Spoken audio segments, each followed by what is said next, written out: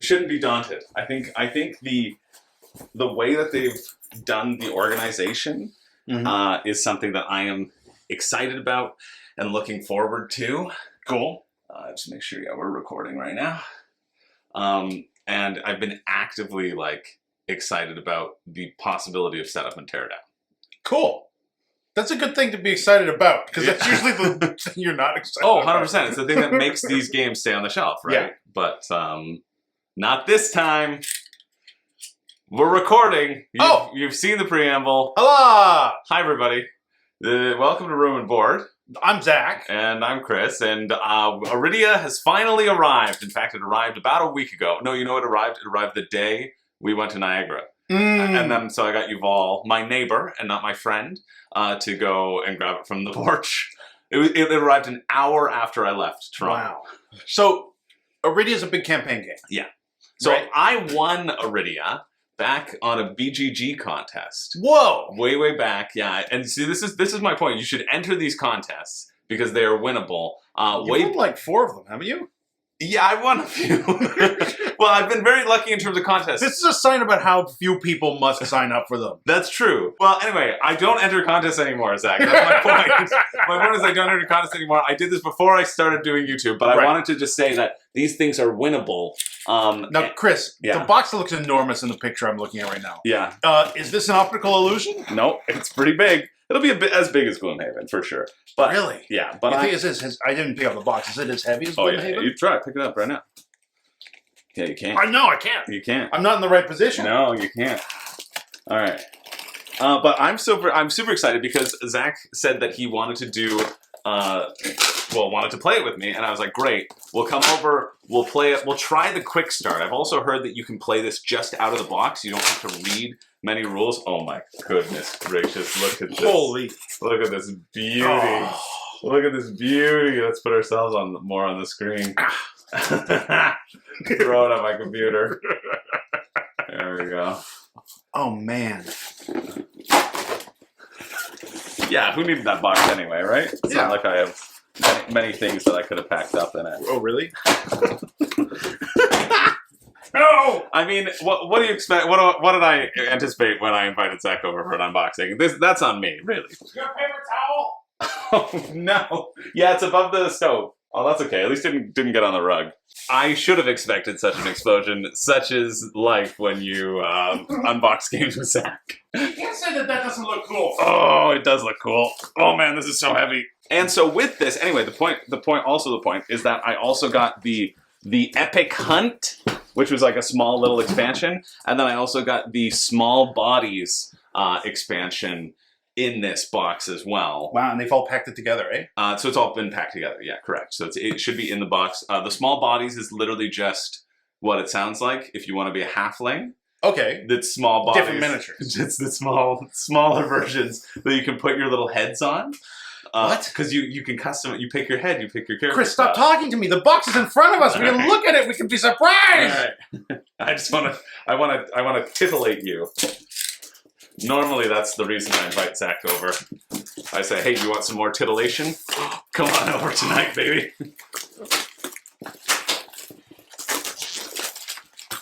Beauty. Wow. This is bigger than Gloomhaven. Well, I've gotten rid of Gloomhaven. Well, it's at Josh's house. Right. So, to make him actually play it with me. I'm sorry, Chris. I'm so sorry. No, I've been throwing stuff and breaking stuff all day so far. This is what we expect. All right. Yeah, okay, let's just get into it. Oh, right. On the side of the box is all the names of all the backers. Oh! I'll kind of get There are a shit ton of backers. Excuse me. There are a lot of backers. You can get, I'll see if I can get... Oh, on the top down. Right?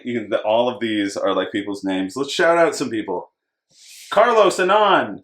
I wonder if that's a Carlos I know. James Smith. Well, there's Carlos Aponte. James Satura. Carlos Bruno Alves. James Taylor. Carlos Carrero. James Thompson. Carlos Castro. James Claude. Carlos De Ponte. James Cognitore. Carlos Garcia. James Clampton. Carlos Garcia Romero. James Crawford.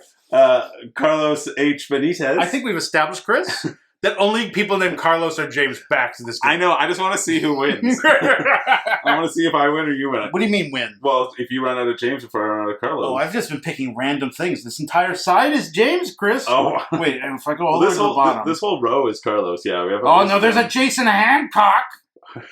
There's a Jason Herdsman. There's a Hibbert. It goes from Jason to Hibbert? I had 10 more Carloses. H and J are anywhere near each other in the alphabet. Then it was a Carmine. Oh my goodness. There's a bunch of Christophers. Oh, I probably am not on here because I didn't back. I won. Right. Probably whatever company was doing the giveaways on here instead. Yeah, Board Game Geek will be on here. No, I am on here. Look, Christopher George. No way! Yeah, Christopher George right there. How did you find that? Well, I was in the C's, so. No, I know, but that's absurd that you happen to open the box and happen to turn it to the side that happened to be C's. That's true. And you're in the middle of the whole side? Yeah. I mean, it might be another Christopher George, to be fair. Oh, that's true. Like, remember that time Brandon heard somebody talking about Chris George on the phone? Yeah. I need Chris George. Get me Chris George. He's like, congratulations, you booked that commercial. I was like, you're Holy, not. look, we did not show this off properly. Look at how many names. Yeah. It's just hard to, oh, I guess we can see more in the, more in the front screen. Yeah, all of these people are the names. That's on all sides of the box. Man, was this a very successful Kickstarter? Yeah, I mean, it broke over $1 million, but the cool thing about this Kickstarter, too, was that their funding goal was actually legit, that it was $700,000. It's like probably the largest funding. Most people put their funding goals at $50,000, right? Right. And then they say, well, we funded in 2 minutes, right? And that's why they do it. Arydia was like, no, we need $700,000 to even bother to even bother doing it, to produce it on the scale that we know we need to do it, essentially. So I think that's really cool. And I wasn't going to do a 5 reasons you shouldn't back because of that. I was like, oh, it's only, a very reasonable goal. It's only crossed 300,000. I don't feel like there is that much FOMO, but there was so much FOMO in me that I was talking about in Confident Countdown, and I was like, I just kept talking about it. I was like, no, I need to cut this part out and make it a 5 reasons video, just because I was like, so really, legitimately, like super duper, super excited about it. Because you've either backed or played a bunch of different campaign games. Yeah. On like a scale of like 1 to 10, where does Arydia fall into the like this is a campaign game you're actually super 11. excited about? 11, really? Yeah, legit. It is something that I've been excited about since winning, right? And that excitement has remained consistent, even with all like the other campaign games that we have sort of not or that petered out on. 100%. Like really? This is the one that I've been like waiting for. This is getting me very excited because everything when I read through the rules or like the breakdown, everything in it was like, I was like, oh, that's cool. Oh, that's cool. That's cool. That's cool. And I haven't had a feeling like that reading a rule book. Well, it wasn't even the rule book. The rule book wasn't even a campaign page. Actually, it was just like the briefs and breakdowns. But just watching how this has been developed, seeing the team behind it, like it's just, yeah, and seeing what sort of care they've currently put into it. I don't know. It just seems like my expectations can only be disappointed by this game. Well, you and Christopher Ryan Wessels both. Ah, Christopher Ryan, my good friend. Okay, so I know that there is a quick start guide here. And so what we're going to do, what we're going to do. Right, because we're playing this. Are we playing this now? Yeah. Yeah. We're going to go through this quick start guide. Okay. And see what that's like. And I figured I would film it in case it's usable. If it's not, I don't care. Oh. All right, so as an unboxing, we're going to set up the quick start. Correct. Oh, cool. Right? All right, yeah. Like rather than like we'll see how it plays with this quick start right out of the box. We can then like tell you all, hey, this is good, or at the end we can have retrospective of like, oh, this was confusing. And when we hit hour 3 and we're both sweating and exhausted and we haven't played the game yet, then you know how true the quick start is. Yeah, exactly. 100%. Yeah. I mean, I'll cut out some like silences, right?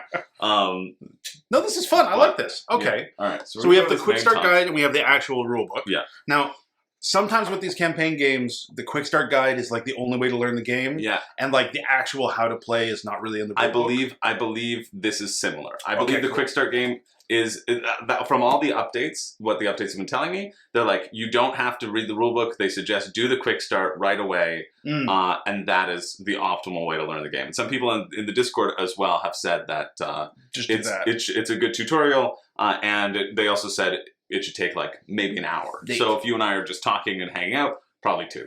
You know?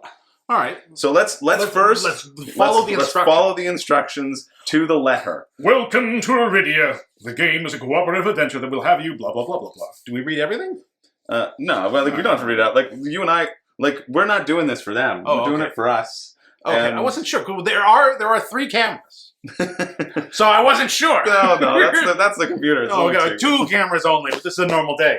Arydia is full of secret components and surprises, so don't open or get anything out of the box unless instructed to do so. You touched papers, Chris. Well, these are all the different examples for your class, because you can pick your class and you can pick your race. Oh, man.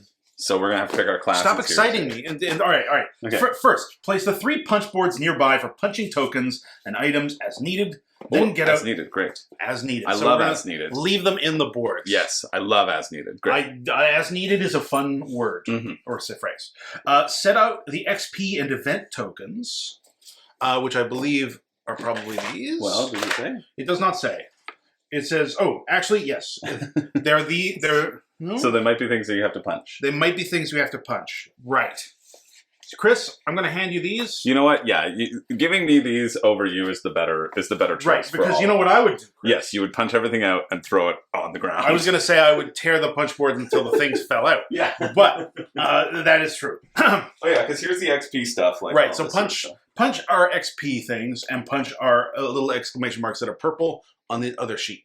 Okay, yeah. Yeah. I'll do that. Very good. And I'll punch them into this. And I'll find something for me to do. Great. Set out the 3 card indexes, removing the lids. Oh, card indexes. Oh, so over here too on this, it should show how to reassemble. Oh my goodness. Oh, all right. I like these little clamshells. We can just put them over to the side. I will put them up to the top.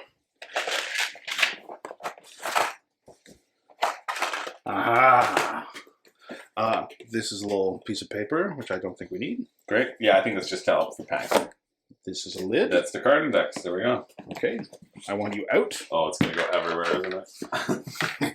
Oh, no. I'd never give these things to Zach. Oh, God.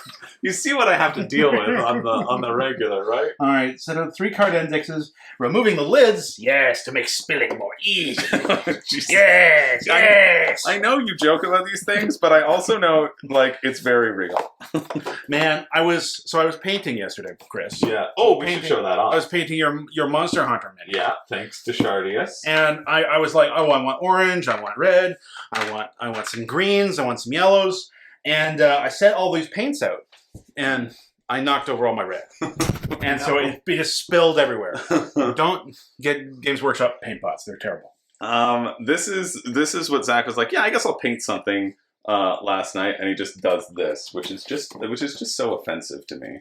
To how I don't know why you mean it's offensive. I bet you this took you, how long did this take you? With this guy? Yeah. Oh, I don't know. I was watching a video, maybe 2 hours? Yeah, like go to hell and never come back. It's so good. It's so good for like 2 hours. You're like, I'll just make something. You just slop some paint on there, Chris. I'll just make a perfect work of art. All right, I wasn't told to grab these, so I'm putting them back. All right. But I am looking for, oh, I see. Is this, no. All right. I need these. Big? I have big. Small, medium, long? There's got to be small, medium, and long in there somewhere. Okay, here's all the Path of Light stuff and whatever. This is when we're going to be choosing our classes. Oh, I love a class. I love a good class. These look like they have little tokens So I imagine this stuff might be in here. Long. These are the map, medium. Yes, I can tell by the fact that they have little map and compass. Oh, and here's the small bodies. Cool. Okay. There's the small bodies, and then there's the Epic Hunt, which is essentially a new class. Like, you can be a lizard. Oh, neat. Kind of a cool lizard. A set of unique hunts in the campaign focused around a mischievous creature on the box. The mini expansion also includes an alternative set of character skills available from the start of the campaign. Cool. Right. Oh, and here are some dividers. I will need those. Yeah. I was just reading, because I've hit insert divider step. All right. These steps only need to be done the very first time you play the game. I like a step you only need to do the first time you play the game. I like us actually doing it and reading the quick start guide. Which doesn't happen every time. What do you mean? When have we not ever read the rules, Chris? No, that's true. Here are more tokens and stuff. Interesting. Yeah, this might make me... I don't know. I'm probably just going to forget about it and just end up having this thing on the top. It's not going to fit in here. Maybe Get the 22 card dividers and divide them into their respective card indexes using the divider guide on the right-hand side. All right, Chris, I might need your I'm going to your help. judgment I'm for just this. moving some stuff away. You punched the things you needed to punch? Yeah, that's just All right, beautiful. something. This is the divider guide. Set out the world map as well. Oops, didn't do that. No, we didn't. That's the world map, the basin. I assumed that was going to be one of these, but I'm wrong. No. I suppose. Because these are all like flippable. Essentially, it's like a triple layer Ooh, board, so and so you'll go. The and world map is a punch board. Yeah, but you'll go and explore it as you go through the game. All right, I'm going to assume.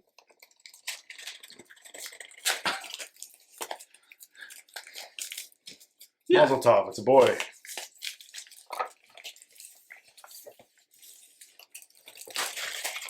Oh, that came out much easier. Once you got the jiggle right. Once you get the jiggle right, you know how to jiggle. Oh, That's yeah. one thing that I know about you, Zach. Wiggle, wiggle, wiggle. You're a renowned jiggler. How do I tell what are events? Okay, now. Have some popping at this adventure. Place the active divider. This is inactive, I need active. Place the active divider directly in front of the first active card or map. Oh, related to the... So if I'm on... So I think this one's backwards. Yeah. So if I'm on event, active all ideas with A state.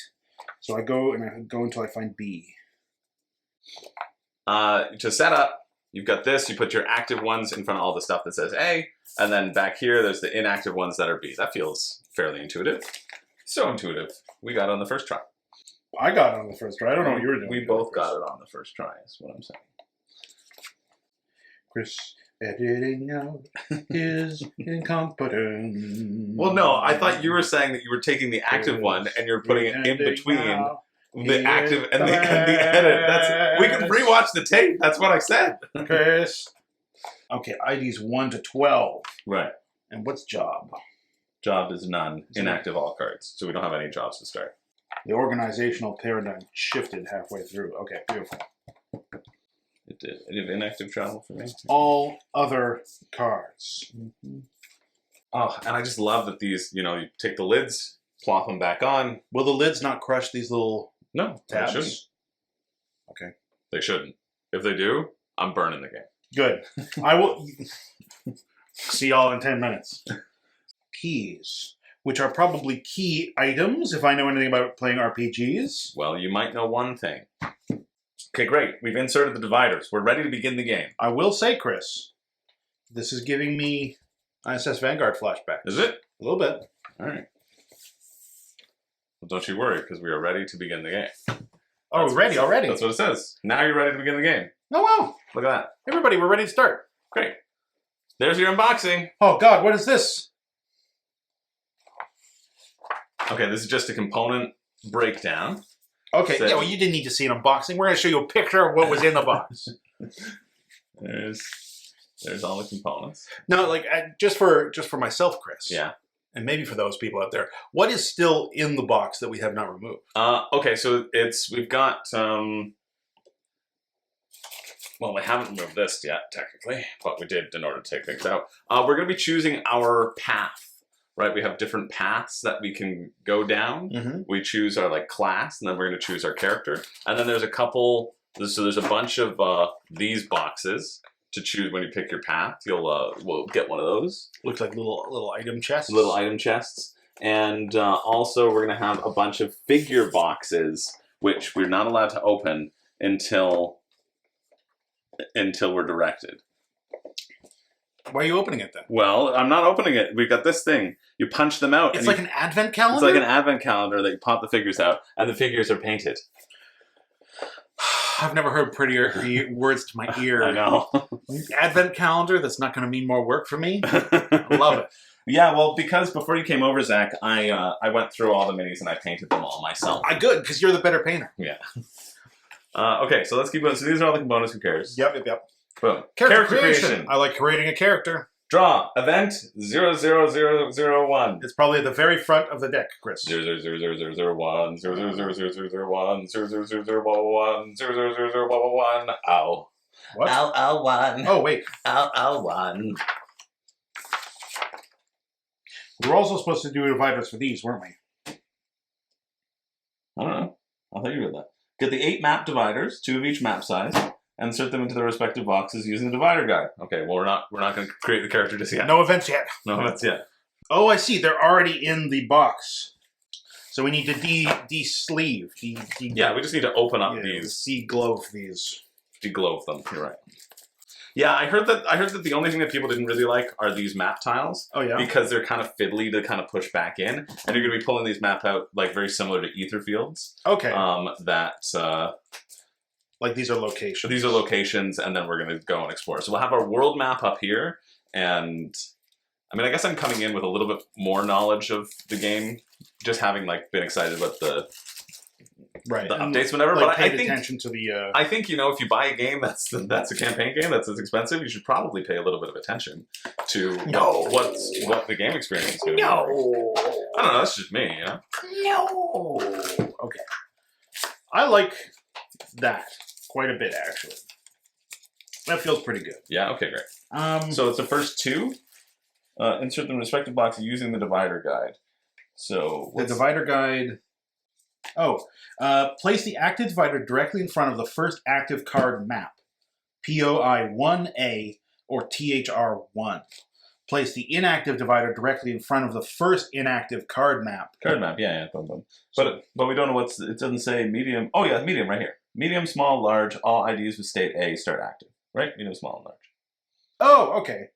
Medium, small, long, and big. Yeah, big, medium, small, long. All IDs with the state A are active. That's all of them. It's quite a few. All right, Chris, we're going through all A cards today on the adventure. It's only 95 cards. I do like this naming convention too that they've done is I don't know if I did that right. That the last one of them is always $9.99. So that would be the inactive. Oh. But again, I do like that especially because these have to be out on the table, and they're being mindful that although like this is I think what people were talking about, that they kind of bend when you're putting them back in. Little toy. But the fact that they have to be on the table too, right? And then you can like flip through them. This feels pretty decent compared to like ether fields. They're all just in the box, right? Right. So you always have to have the box on the side to reference. And here, I feel like you can pull out stuff you need, put the box on the side, and you're okay. The danger of me dropping these and then causing us to have to reorganize them somehow is arbitrarily. It's not a 0% chance. Let's say. Let's agree on that. Yeah. But you didn't drop them, Zach. Congratulations. Oh my goodness. I think I do like this little system. We'll see if it's better than, because lots of campaign games use like a book, right? Yeah. Well, there's so many maps too, especially a book would be infeasible. Seems like it would be. Right. And especially if because I believe they'll probably be shifting game states as well. It'll be like, replace this with this. Like, you've opened the door, a thing has exploded, right? Right. Like, oh no, you dropped the machine that it makes the volcano explode. Yeah. Throw the map in the garbage. It's true. Oh, there's a spoiler. Oh no, there's going to be lakes. There's going to be lakes. Oh, well, ice with a foe on it. Yeah, and it says you can't escape that combat. Uh-oh. Oh no. The whole game's ruined, Zach. I'm sorry. I flipped it the wrong way. Spoilers alert. All right, guys. It was lovely knowing you. There are a lot of A's. It's a lot of A's. This is giving me some excitement. Well, I think it's also like pretty open world, so you can just kind of go wherever you want. Which is the Zach Grimbridge style of play. I know. Just walk off in any direction. Now we're ready to begin the game. So much better organized than my tabletop role-playing game campaign. I was doing prep because we were going to play for the first time in like 2 months. Oh, yeah. And I was like, opened up my little... Is that still Dragonbane that you're playing? Still Dragonbane. Yeah. And I opened up my little bag full of like... papers, and it just poured wads of paper on the table. I was like, I don't remember where we were. I don't remember what we were doing. This is a map for a dungeon. I don't remember if they've been in or not. Oh, Chris, what have you done? Well, I blame it on You know what? I did mine perfectly. Yeah, you did. All right, you do it. Oh, no, it's broken forever. Okay, give it back then. Your solutions are often just aggressive. And I don't want your solutions. Oh, it's because that tab's Yeah, it's a tab. Okay. I don't want to pull the tab out. So that's fair. We can pull it out. No, it's You get it? I did not. Look at that. This is why you unbox with 2 people. Yeah. That's the only reason. And then send your friend home. You're like, sorry, I'm playing this solo. What? No! Worse than before. All right, once it gets in perfectly. All right, here. You know what? When you can't put both feet in your socks at once, you have to put one sock on at a time. That's true. I often try to put both my feet into one sock, and it doesn't work. Yeah, it kind of bends the... But this is also, I think, what people were talking about in the Discord, too. That, like, I mean, that did work better. Yeah. That it's like a little bendy, like we now have a little bent map in the middle, but right. Who cares? Because it'll smush itself out. That'll be one night of play, maybe. Over the course of the time. Right. Exactly. All right. Keep those over there. I will keep them over here. Now, we're going to the quick start guide. Yay, quick start guide. And in this quick start guide... Also, Chris. Yeah. What are we supposed to do with these? I don't know. Please. There's one banished card at the back of each index. Great. Banished. Romeo is banished. Great. Get thee to a nunnery, go! And let's... You know what you can do with these, Zach? Yeah, that's exactly... Well, they might actually be good to...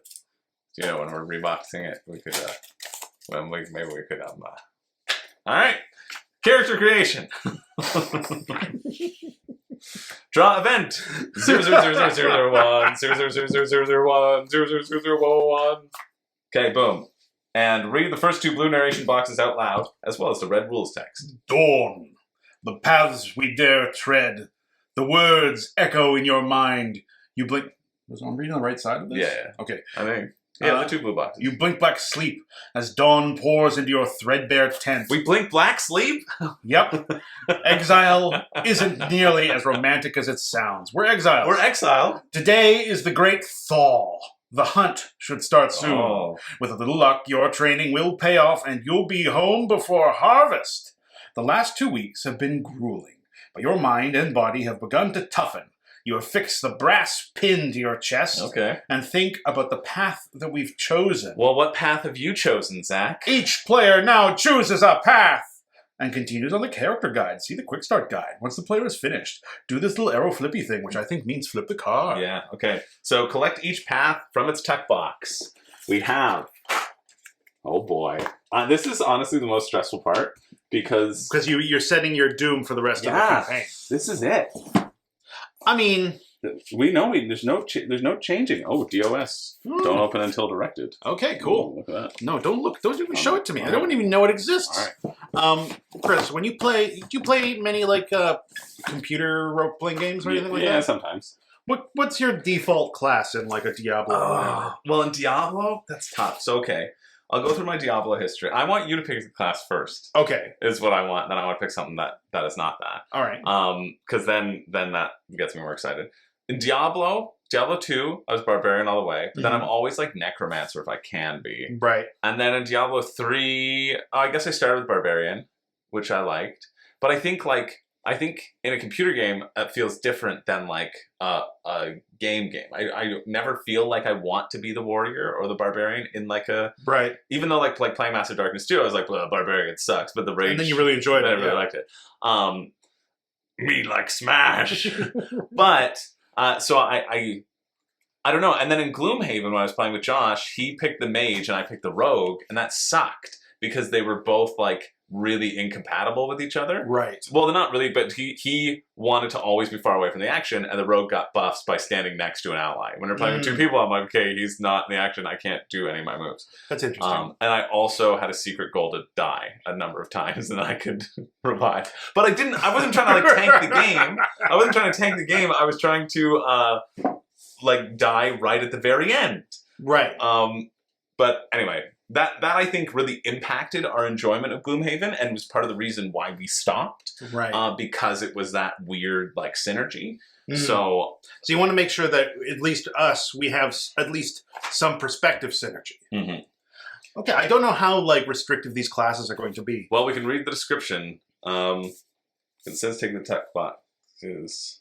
All right. Well, like first we have the passive light. See, look how beautiful this is. I don't want to see how beautiful it is. I want but I want to open one when it's mine and be impressed. Fine. But I think that it says open the tech boxes. I think there's description in each one. Okay. Let me see. That's what I'm just checking. Well, my impression first is the Path of Valor is big, tough, smashy smash man. Probably covered with armor. Collect each path from its tech box. These feel like tech boxes. Path of Light makes me feel like a priest or a cleric of some kind. Yeah. Path of Inspiration is definitely bard. See, here we go. There's a All right, do you want to go through this? Sure. What's Path of Valor. These hardy combatants are no stranger to battle, having lived their lives in pursuit. They can see it better if it's here. Having lived their lives in pursuit of perfecting their martial prowess and tactics. A single shout from a warrior can turn the tide of battle. With a shield in hand and armor on their backs, warriors excel at being the center of combat. Basically, so weapon, the sword and spear are used for devastating melee attacks. Warriors can absorb damage as well as dish it out. Shout, powerful shouts alter the course of battle. Martial, physical, and mental training is of great value. Stance, so you're switching your stances as you go through. Cool. So that's the Path of Valor. I'm going to put all this stuff back in. That is what we expect. Path of Light. I mean, like, I think we will, knowing what generic role-playing classes are, we could probably intuit all. I'm guessing this is priest. It's priest, right? But let's go through and read it just to confirm, just for fun. When darkness looks to gain a foothold. I guess I'll keep it out here. It's just a messy table, but that's what happens when you're playing games. See, this is a raw, uncut unboxing. Yeah. Well, yeah, I was gonna set a light there too to make us a little bit more, just like right here. Oh, on the table. Yeah, normally I have a light there, but I just forgot to put it out.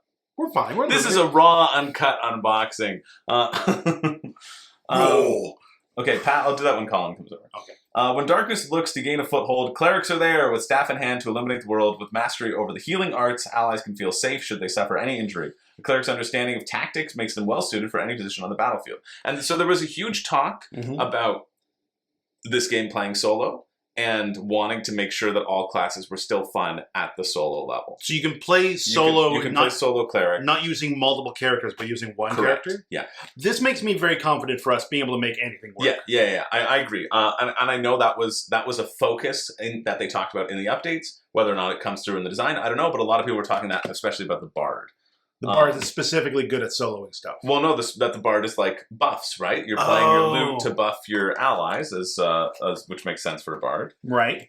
So yeah, the Path of Inspiration is definitely the bard. Yeah. So these are, you can fight back the darkness. You can use your staff. You can use tactics. I don't know what that is. Study. So yeah, these are like their keywords. These are probably their tech trees, right? So the Path of Light sounds to me kind of like what was it? Commander Higgs when we were playing? Yeah, Commander Higgs. Yeah, you should be Commander Higgs. You should definitely be the support character. The designer said, Commander Higgs is my favorite character. He's really good if you know how to play him. I was like, you're wrong. But I'm going to fight you. Well, I have no doubt that he's good. It has the potential to be really strong. Yeah. But like whether that's exciting for you is different. It's different. All right, Path of Inspiration is clearly the bard. Right. Let's. Path of Arcana is definitely witches and wizards. Be it dirge or soothing hymn, bards are always ready to perform if their quick wits fall short. They resort to causing a ruckus on the battlefield. Believing a band is better than a solo show, bards look to offer support to allies and disrupt foes with both lyrics and chord.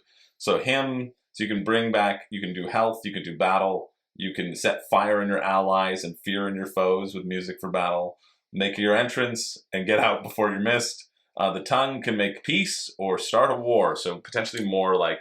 I have to say, I hate bards. Do you hate bards? I hate bards. Bards in role-playing games, never played one. I never liked them. If a player's a bard, I kill them. You know this is going to make me be a bard, right? No, don't do it.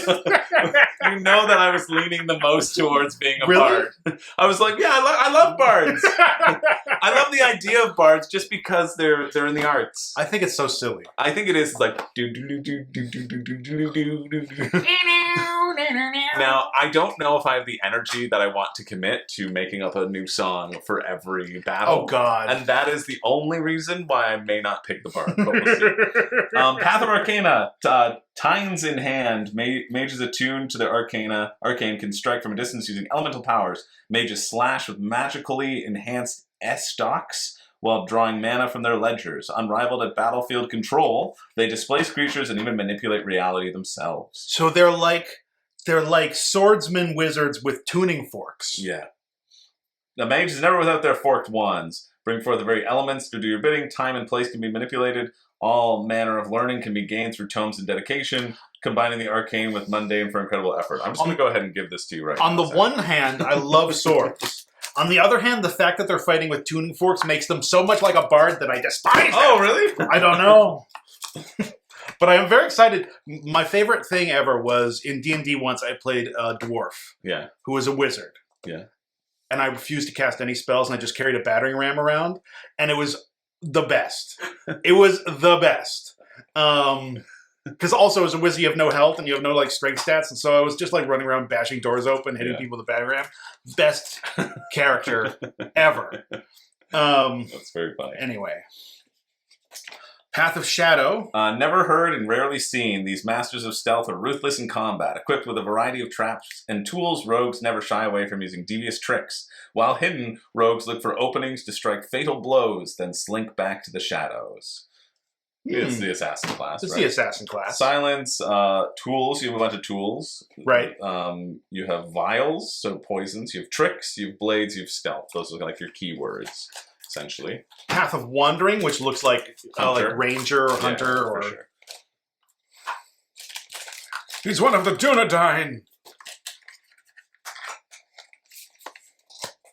Okay, Path of Wandering is the Ranger class. Nothing that we're nothing really has broken the mold. has changed my opinion of just picking this based off of this versus reading this. I don't think that would have mattered to me. I think the thing that surprised me the most was the fact that wizards get swords and tuning forks. Mm-hmm.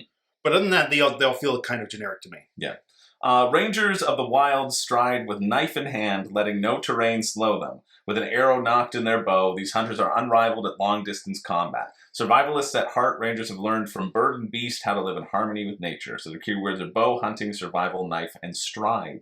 Animals that tread this land have much to teach those willing to learn, so you can learn from them and have a better travel. The fact that this is going to be an overland exploration game makes me think that wandering might be particularly useful. But maybe just in the travel phase, right? We're going to have all of those mini maps and mini scenarios and little missions. Right. Well, I think the secret is every class is going to be good at one thing in particular. There was an extra class, right? Epic Hunt? So, yeah, the Epic Hunt, it says this mini expansion adds a set of unique hunts to the campaign rules. So let's just pull it out and see. Oh, there's a lot of... so that's not a character class. It's a... Well, I think this little figure is a little lizard.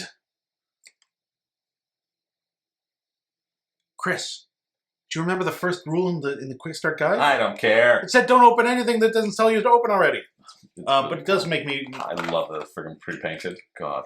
By me. I love that I took all that time to pre-paint it. But there are Epic Hunt rules.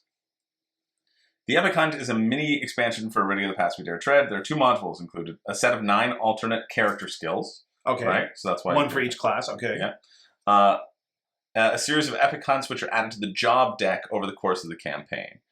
To include the epic hunt, simply add these cards without linking them to the specified deck. Let's do it. Let's do it. Alternate skills. When creating a character, you may choose the matching alternate character skill instead. If you ever retrain in the Exiles camp, you may also swap your character skill for one of that. So all of these... So it didn't give us a new class, but it's given us some new additional class skills. Options.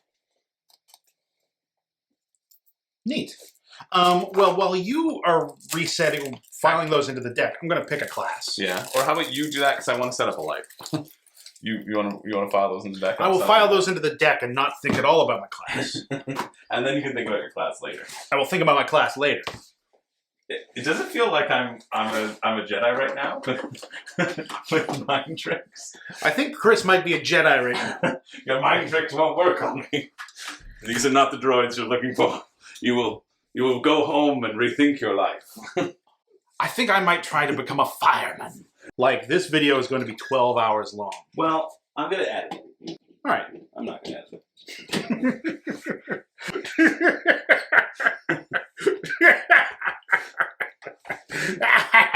If you're seeing this, you're suckers! You're here for years! You'll never escape! Oh. I could have just put it over there.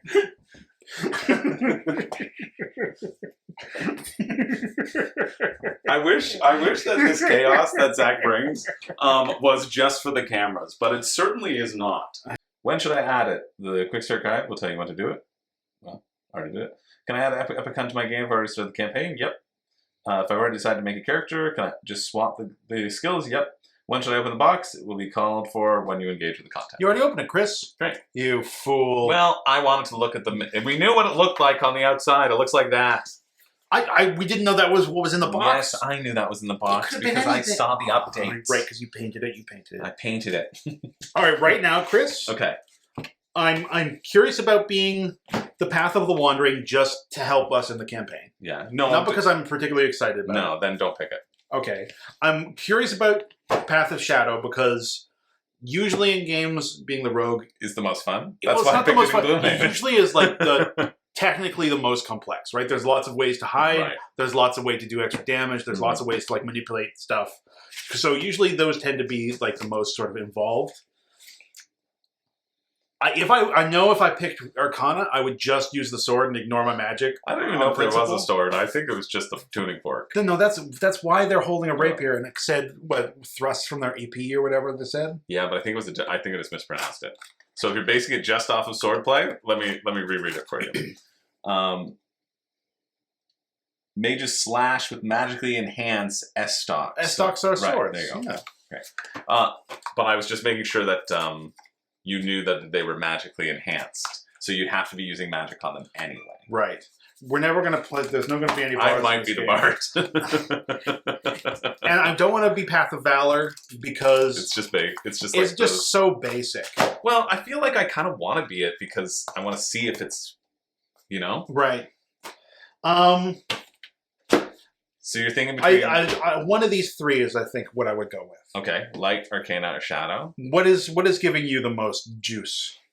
And we'll put it over here because I know you're a horrible human being. Well, just think, I could be the cats. I could be. Well, you can be anything. Yeah, you can always be anything. You can be the. So I think what will happen is essentially these are the figures.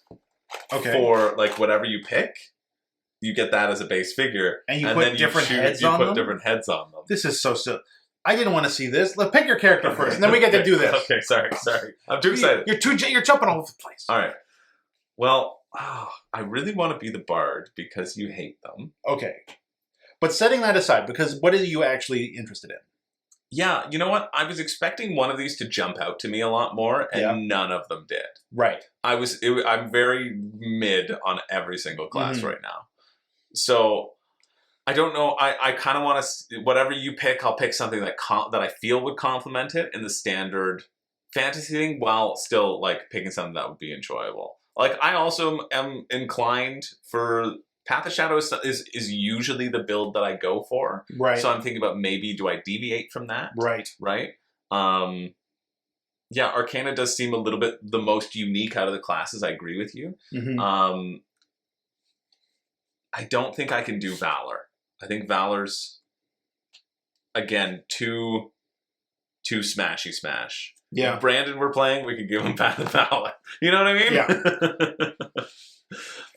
Path of Valor's out. Path of Valor's not a consideration. Very cool. For either of us. I think... See, usually I like to pick my race before. All right, well then pick your race first. Nah, I gotta do it. I want to be a crab person. Are there crab people? I don't think there are. Damn.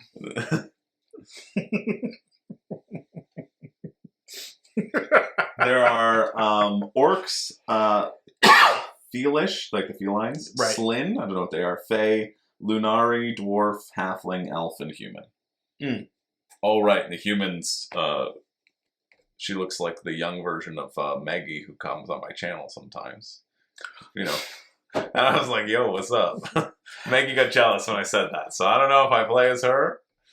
I'll be too distracted the whole game. I need you to pick first, Chris. I need you to pick first, or I'm never going to make a choice. All right, that's fair. I won't be the bard because you hate bards. I kind of want to be the bard. I mean, you do what you got to do. Do what you got to do.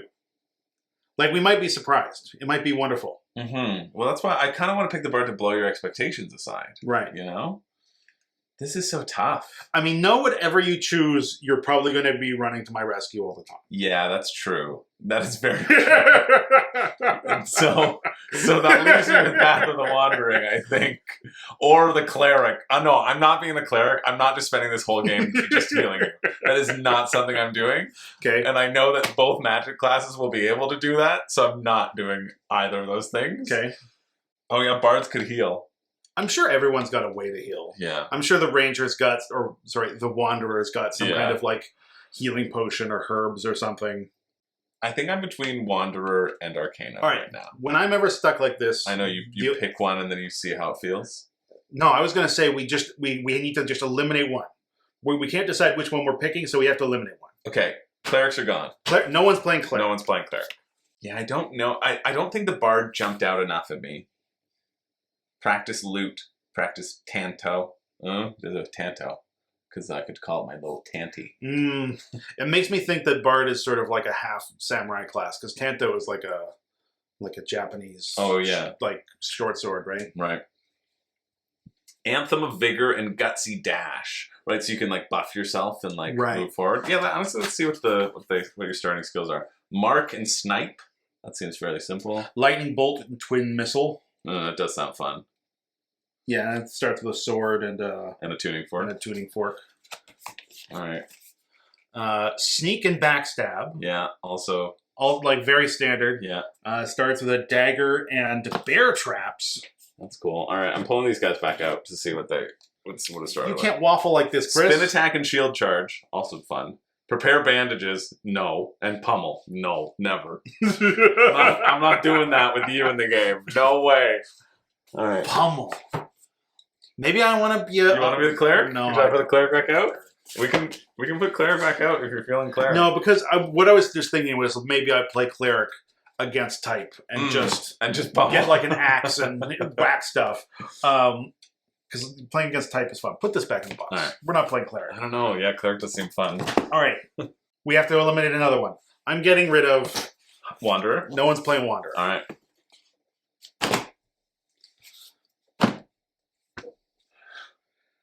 Do you wizard? Do you bard? Do you snatch? You're going to be the rogue, let's be real. I think you want to be the rogue most. Is that true? I have no idea. You do not. I'm just eliminating stuff, so I don't have to. So by the end, I cannot make a choice. That's true. Yeah. So whenever Zach comes over to play games, anytime I desperately try to get him to pick any game, he will freeze up and he won't pick the game. That is like a core element of. Right. The only thing I know for sure is whenever I play like a computer game or something like that, I always pick dwarf and I always pick a guy with a big shield. Yeah. And I'm trying to play against type. Yeah, I don't want to do this. I do that in computer games as well. Right. I don't want to do that here. And so Warrior's gone, so I'd be happy with anything. Yeah. Yeah, I'd be happy with all three of these as well. I mean, the Anthem of Vigor and Gutsy Dash are leading me towards Bard. I don't want to be the Path of Shadow. Gotcha. So if you want to be the Path of Shadow, put it in. My curiosity with Path of Shadow otherwise is that maybe it'll be the most interesting, or like be able to do interesting things mechanically. My interest in this would be playing wizard just to stab people and never cast a spell. My interest in this would be to put it back in the box.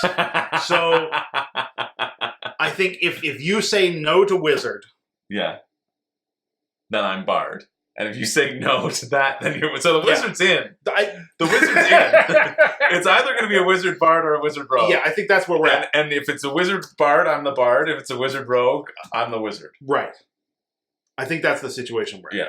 So pick, and you decide what the party is.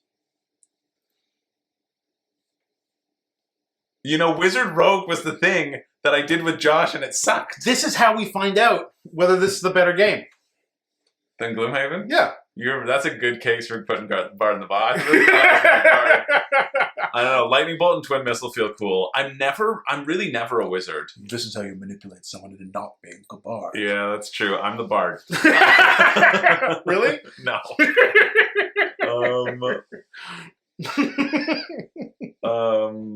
Yeah, let's put these on the more interesting visual side just for Yeah. our audience, if there is one. There it is. They're all gone. Man, it's such an important decision. Right, because it's going to define... Now, here's the question, Mhm. right? Because I don't know how this game works. Yeah. Right? These might just be sort of like the starting stuff that you get. Yeah. I don't know if this mean in this game, like... Yeah, it might be Twilight Imperium where it doesn't matter. Right? Or like halfway through... Well, it But, doesn't. you know- They're like, oh, here's a starting asymmetric setup, Right. and then instantly you're like, no, Like, I'm going to do the setup. that Are I we like going to go better. into a dungeon after I've chosen Path of Shadow, find a battle axe, and walk around for the rest of the game, swinging it because it's better than my knife statistically or something? You know what I mean? This also could be the party as well. It could. Yeah. Yeah, it could. Because I think that might be a better party than that. Really? Right. I guess like the danger is, all right, so positives. Mm-hmm. If you play a cool song Mm-hmm. that makes the wizard really good at fighting, Yeah. but the wizard casts a spell instead. Yeah, I don't want to be a buff character. We're in. We're in. What's next in our steps? All right. I am playing the Shadow. And I am playing the Bard. Really? No, I'll be the wizard. I don't know. Like, hey, Oh, this is too hard. this is not too hard. What's the next step, Chris? All right. Follow the path. Each collect its path from its tech box. I like this. Also, it's probably not that hard to swap it out if we hate them. I think so too. I think that's a good rule of thumb. All right, so we did path. We'll do our path setup in the tech box. Oh, cool. Ooh, I get a little purple dice. What else is in here? That's it. Your tokens. That's it. I like tokens. There's so many tokens. Oh, follow the path setup rules in the back of the chosen path slipcase. Then return here. Okay, place the 3 boards in the slipcase in front of you. Then place these tokens.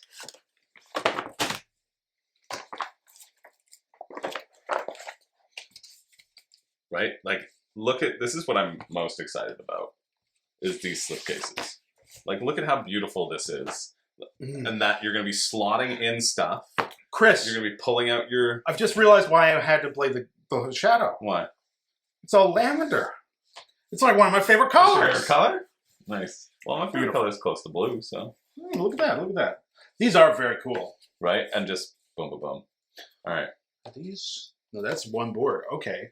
Okay, place the 3 boards from the slipcase in front of you. Place these tokens. Take the starting skills. Here are your starting skills, I think. Unless there's... Oh, they're probably over here. Oh, to punch out? Yeah, they're punched out. Lightning Bolt, Twin Missile. Sneak and backstab. Sneak and please. Backstab. And your all this stuff. That's your scamp. Ah. Yeah. Oh, you're a scamp. I guess that's a starting. Yeah. That's your starting path rank, I think. Gotcha. I just love, like... And then you're going to put it away. Then you slide it back into the top box. Yeah. And it's done. And like it would stay on And it stays in. because you're because you Yeah. get sandwiched. Yeah. That's It's so good. That honestly was one of the... it's also giving me a little bit of whatchamacallit. A little bit of Resident Evil. Like there's a little bit of like an organization puzzle maybe. Well, no, I do like... It's because that when enemies fight you, they roll dice, and you roll dice, and they... there you go. I love it. But they roll dice, and if you are protected, like they roll specific parts of your body that you're targeted. And so if you're wearing pants and they hit your legs, you're protected because they bite your pants. That's fun. Right? And so you're like teching up in specific things. That was one of the things that I was very excited about as well. Did you open your... Oh yeah, you did through your mashing. God damn it. Already the bottom of your cards are so Well, warped. this one card. This one card. All right. Cool. Okay. It is surprising how much I spent. It's not surprising to me whatsoever. Why do you think anytime you open something, I'm like, just wait 1 second. Just wait. Can you just hold on one time? Okay, and these explain how all of our starting equipment works. Yeah, place the 14 markers into the marker cubes area. Okay, Over here. and these are the explanations for these, I think. Yes. So when we get better skills, we'll understand them better. We'll know what the texture is. So I'll just shuffle those away. Yeah. For those of you at home wanting to get... nobody's watching. I don't even know if I'm posting this. Why not? Yeah, we'll post it. Just push to the bottom. Shaboom. So good. That is pretty slick. I wish they'd told me that, but yes. Well, they probably will at some point. True. As we go through our quick start. True. You're the one moving ahead now. So put all your cubes in. Oh, yes. One marker on my practice ledger. I'll open that. There's a spot for it. 2 normal actions. Take your path rules, which contains the rules for all of your path skills and items, and get out tines, ESOC. Ah, I see. So the first stuff on the top right here. Time, S-stock. I should learn how to pronounce that. How do you pronounce it, actually? I think it's S-stock. An S-stock? I'm guessing hexagons are like a big action. Triangle is a small action. S-stock. S-stock. It's the French pronunciation. Ooh. Perhaps the mage is French. I'm not good at French accent, so it's not going to be. Yeah, I'm just a little scamp. I'm just a little Scamp from Scampville. Good God. I love 4 hours from Scampton. Alright, path working that. So we're going to have tines, S-stock, Place your path rank. ledger, twin whistle, lightning bolt. Lightning slot. Place the alert token. Alert token. What's an alert token? An alert token. And unused traps to the side. Okay, don't need any of that. Those are all your traps. Place 14, yep. Place D20 in the D20 space, yep. Place your 2 normal action tokens and 1 minor action token in the ready actions area. Yep. Oh, I was right. It is a minor action. What's it called again? Normal and a minor. Yes. Beautiful. Take your path rules deck, which contains the rules for all of your path skills. Setup is complete. Return the step 4 to the character creation in the quick start guide. Let's do it. Get the character cards from the reference index. Choose a character card and take the matching character portrait and skills. If you have the Epic Hunt expansion, get out the alternate character skills and rules cards now. Okay, so humans are resourceful, right? Mm-hmm. Elves are lightfoot. Halflings, or whatever, halflings are dependable, right? Hardy, light. So these are all the different skills that you can get. So we're getting those out, and I can put these reference ones back in. All right. Do you have a preference for your race? I want to see if there's any interesting descriptors on them, but it feels like it's just standard fantasy. Humans can be found in every corner of Arydia. They explore, create, and seek knowledge eagerly. Humans are the predominant builders. Imagine after all that time, I'm a human mage? No. Elves are the fewest of all inhabitants of Arydia. Elves can often be found communing with animals and nature. Beauty and mirth used to surround you before you were exiled from your forest home. Halfling culture revolves around familial connections and shared meals. Most halflings hail from the sun-drenched isles, and as such, many take to the sea as sailors and captains. However, you come from the Siroon city, or you did, before your exile.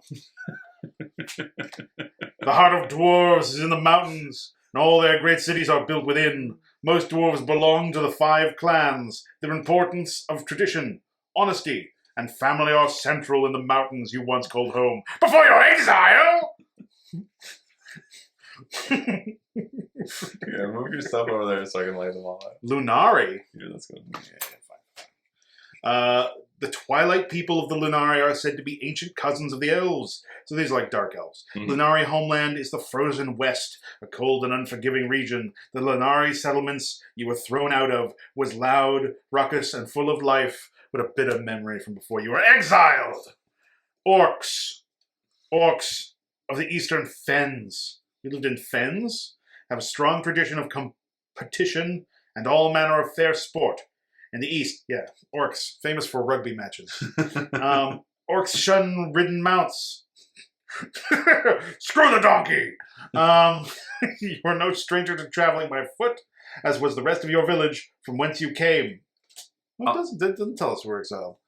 And now I'll tell you this: if you choose to be an orc, Right? I will be a halfling. Just so you know, I'm the halfling! and you're the sneaky orc, and I'm the halfling magician. I'm just putting that out there as a possibility. They would get enduring. I'm trying to know what these mean, but I don't really know right now. Gotcha. The most diverse of all people in Arydia, because they're just furries. Amongst Feelish, your family and size often determine your station. As a small Loreborn Feelish, things haven't changed much now that you're in exile. Okay, so we're like, the cat people are kind of downtrodden. Yeah. Slin, they Skin sound like as hard as people. old stones. That's what they are. Slin culture is built on pride, cunning, and intrigue. The Slin hold their ancestors in high regard, perhaps because their final rest, they do not decay, but instead petrify Cool. into statues. That's cool. Unlike you, most seldom leave the heat of the southern deserts. Neat. And then lastly, Fae. The Fae call themselves kin to fire and sparks. Perhaps long ago they had a homeland, as some still claim. Alas, none living have seen it. As part of this shattered people trying to preserve what remains of their lost culture, you are no stranger to being in exile. I think Faye was one of Faye and Slin were or Faye and Feelish, one of them were like the stretch goals, essentially. Right. So I think when I hit 1 million, they added one of them in. Cool. So what's speaking to you, Chris? Not the Feelish. Yeah, what was the bonus Feelish got? I don't know. Yeah, I'll take a look. They're probably color coded, right? Yeah. Nimble. You always land on your feet. I mean, like for magic, right? I feel like a Fey wizard makes sense. Right. Slin also seems interesting. I'm like for the more interesting ones. You should be a dwarf though, because literally the ability is when your health gets to 0, you can put it at 1. So I was like, you know what? I'm like, this is perfect if Zach wants to continue to play dwarf because it's like suited for you. It's probably suited for me, but I want to play against type. Yeah. Let's.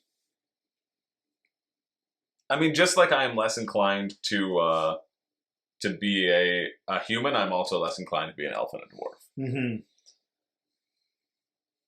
I think I actually might be an orc.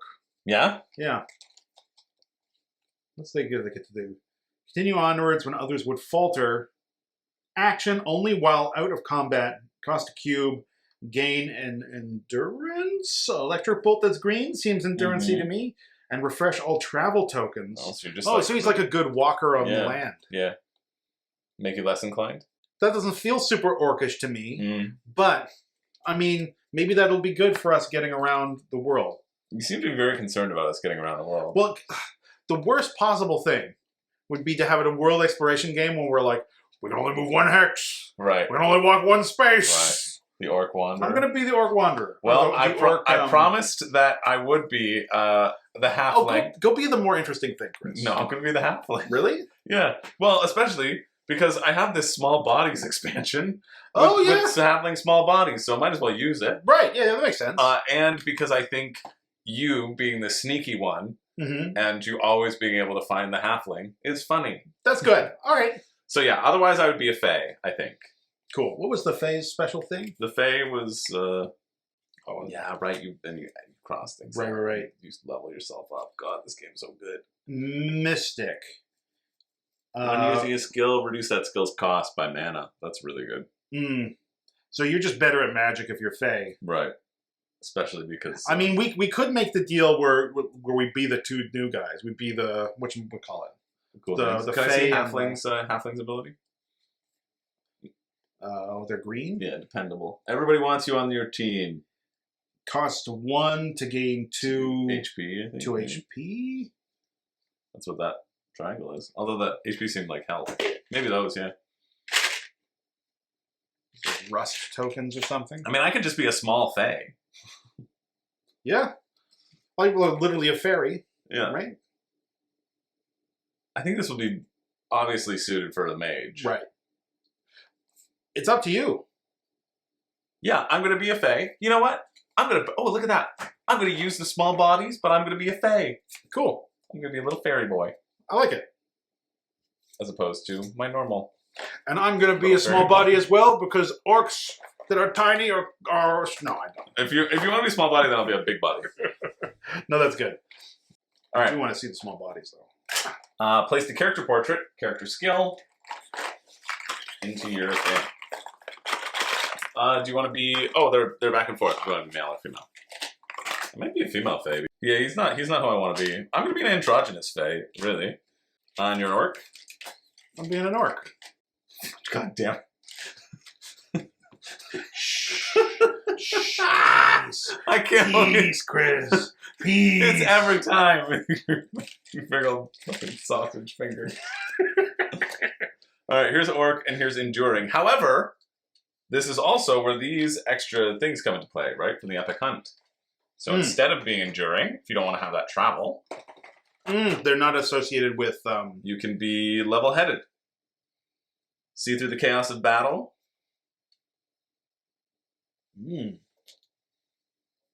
So you can be that. And I can be ephemeral. You always had trouble staying within the boundaries. 3, or swap positions with an ally in 3 things. Oh, yeah. You know what? I'm going to take the cool one. I mean, the mystic feels really good, but... Maybe this changes what class I want to be, Chris. Oh, yeah? Does it? Maybe. All right. Cost a cube and up to 3 orange tokens. When horny head would increase. Danger. When danger would increase. Prevent danger increase equal to the orange you paid. Can we be a small Fae? Or do you want to be a small body? If you're going to be a small body, I'm going to be a big body. No, I'm not being a small You're body. being I a was big just body. looking at the small bodies. Yeah. And maybe I'll grow over the campaign. Maybe if I get a burst of magic, I'll swap it up with a big body. I am going to... Sure. I'll be level-headed. I don't really know what that means, but... I've never known you to be level-headed once. No, I know, in but my I'm going to life. try to... You're going to go against type. I'm going to be against type. I like how we framed the most negative space possible on this table covered with stuff. Can we zoom? Yeah, I forgot. I told you this video is going to suck. It's not going to suck. People out there are having fun. Well, I hope so. We're having fun. I know. We'll see. You We'll don't see. know. Right, well, right now I'm just a scamp Turn. orc waiting for something to happen. I have a feeling like All right. all of this has got to happen the first time, right? Yeah. I'm taking my Fae I'm portrait. going to find a body. Get your body. That is such a silly thing. The heads go into it. Yeah. It's delightful. Okay, and you don't need a head? Sure. Oh, no, I do need a head. I just wasn't listening to you. That's allowed. Here are your max HP and stats, etc. Oh, yeah. 100%. So stupid. Look at this dumb body. What a size difference. This body does not look like how I'm envisioning my Fae. No? She's more slightly my androgy Fae. Yeah, that's fair. Okay, cool. So I'm going to put these away. Yep. These away. Put these away. All that is away. We're getting at our max stat things. Referencing the back of your character card, place each max token in your equipment mat so your character's maximum HP, SP, and MP value is revealed. So I gave you this extra RP, which I don't know what that is about yet, but you're going to take 1 of each cube, I think. Maybe. No, maybe not. I thought those were the stat cubes, but they don't seem to be. Like the green ones and the red ones seem to be. What step are we on? We're on step 6. So like, place the character portrait and your skill, and your character token face up with the correct spot of your character map. Then gain the max stat tokens and stat cubes, referencing the back of your character card. Boom, right here. Okay, so I start with 3 HP. Yeah, but I'm sure that there's 3 HP. additional. 1 MP. And 3 SP. They look like they should be the same colors, though. That's where I'm freaked out.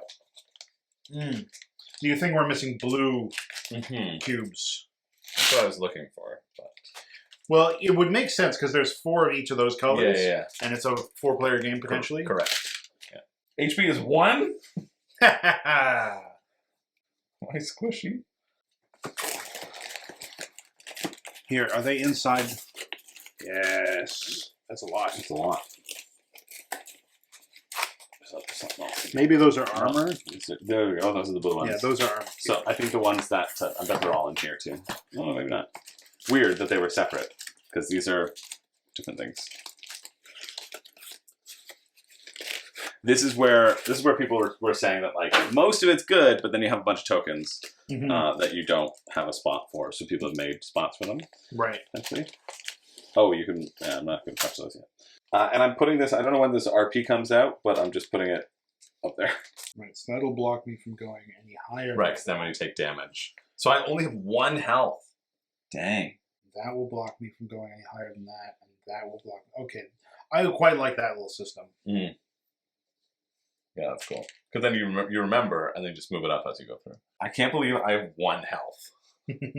That is insane. Hey, that's what happens when you choose to be a little fairy. That's true. I have a little fairy. Oh yeah, I guess that makes sense. It's probably a direction. Sweet. Okay, get your attribute tokens referencing the back of your character, and place your 3 starting attributes on the attributes there. Okay, I got it. So I have intelligence, wisdom, and charisma at 1, 2, and 3. I have strength, intelligence, and endurance. Strength, intelligence. I do like the charisma aspect. I know I want to go fully on charisma. That was one of the reasons why I was thinking about being a bard. So I'm guessing, right, if I, like, level 2, I took dexterity, I would jump up to 2 dexterity. Get your attribute tokens, back of your character cards, done. Choose a name and starting title and place them into the name and title slots of your mat. Then create your miniature by combining the path body miniature with your chosen character's head miniature, matching the portrait. If you have the small bodies expansion, you can use an alternate small body for your character instead. But yeah, you don't have to be a halfling, that's what they're saying. Obviously, it's your game, you can do whatever you want. Isn't that so weird? Like, yeah. I feel so personally constrained by, like, the rules of a game. Oh, really? Yeah, whenever it's like, oh, but I'm not a halfling, so I'm not allowed to use the small body. Like, that was an actual thing that I was... You were struggling with. I was struggling with, and I was thinking about it. I was like, oh, I don't want to be a halfling, but I want to use the small bodies. That's I'm like, silly. wait a minute. I can just have a small body, you know, and I don't even have to look like that with a tuning fork if I didn't want to. Yeah, you can pick any body you want. I could pick the one with the staff if I thought that would look cooler. Yeah, just pretend I had. You should do that. Weird. But it's a weird thing, and I don't think I'm alone in this. I No? really don't think I'm alone in this. I think it's that sort of like constraint of like playing by the rules, right? So to speak. Yeah, I don't know. Oh, we're at level 0 actually, so we're not even at level 1. Oh, look at that. Cool. Oh, wait. What's the, what was the title bit? Oh, yeah. So we have these names and we have these titles. Here are our names. Scrump. I mean, I know you're going to be Scrump the Scram. All right. Well, let's go over these. Okay, we're going to go over the names. Let's punch in. All right. Here are the names. And then the titles. So the nervous, the hungry, the clumsy, the silent, the plucky, the gruff. Do these have any mechanical effect, or is it just for fun? I don't think they have mechanical effect, but who knows? Very cool. I feel like because there are names, there must be references to, like, people. If Ori is in your party, right? Right. Like, or someone like offhand says like, "Oh, Ori Ingot screwed me over," and I'm like, "Oh no!" Yeah, right. yeah. Anyway, we have Ari. Yeah. Tippy. Ari, Tippy. Groff. Mm-hmm. Nild. Mm-hmm. Slake. Mm. Skitch. Mm. Estimor. Mm. Celadar. Yeah. Gip. Yeah. Hro. Yeah. Val and Adwin. Yeah. Worf. Ingot. Zertle. Scrump. Faldur. Solon. Yarrow. Yarrow. You can be the nervous, the hungry, the clumsy, the silent, the plucky, the gruff. Do any of these names? Because I'm going to call you this in life until we're done Arydia. Yeah, that's fair. Well, I'm thinking about my Fae character, right? Right. And I think, like, for me, Ori is the one that jumps out. It reminds me, you read Name of the Wind, right?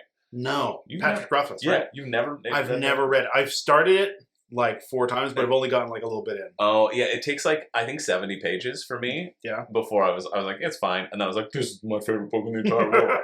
I mean, the 3rd book's never coming out. So anyway, there's a character in it called Ori. I was kind of... So you're leaning there. I'm leaning to Ori, but... I'm going to take Slake. You're Slake? Because Slake sounds awesome. Yeah. And it opens me up for being a meanie. Slake the Scamp? Slake the Orc Scamp. Yeah. I think I really wanted you to be Scrump the Scamp. I was looking at that, but like The other one was Zertle. Was really getting Yeah. me because my name is Zach, and I was like, "Ooh, Zed." Yeah. Also, when I was a kid, I had a turtle. Oh, of course. Zertle the turtle? Zertle the turtle. Was it Zertle? No, it wasn't Yertle. Zertle. It was Yertle. He was. What was it? It was Pickle Koopa Jr. That's amazing. That's so funny. Okay, well, who do you want to be? You want to be the hungry, the clumsy, the nervous, the silent, the plucky, the gruff? A lot of them are good. Let's be true. I can only roleplay so much, Chris. Slake, the clumsy orc scamp. Wow. Okay. Yeah, because I think I'm gonna go Ori. Yeah. There's nothing else that really jumps out at me. It's just the truth. It's my truth. And Ori, the androgynous fae. Are you plucky? Are you gruff? Are you nervous? I'd be nervous if I had 1 HP. I'll tell you that. Yeah. Like I want to pick the silent. Yeah. But I don't want to just be silent. You know. But I think maybe like I'm picturing that her voice is so mellifluous that are you female orc? Or are you male orc? I hadn't really thought about that. Well, I'm just wondering. I want to make sure I use the proper pronouns. Ori uses all pronouns, so I'm good. I think I'll be a male orc, but I'm going to use this side because I like this picture. Okay, cool. All right. Yeah, so I kind of want to be the silent. The silent feels like the most fey to me, right? Because like normally I would want to be the gruff and be grumble again, but I can't do that. Fey, like Ori the gruff. No, she just seems so ephemeral, and I think if we're going with ephemeral, and especially because I took the stat ephemeral, right? I think I need to be the silent. Yeah, very cool. That character creation was a blast. I love it. I do quite like that you give yourself a title at the beginning. Like, yeah, I like that. Yeah, I think that's cool. Really cool. Slake. Slake the snake.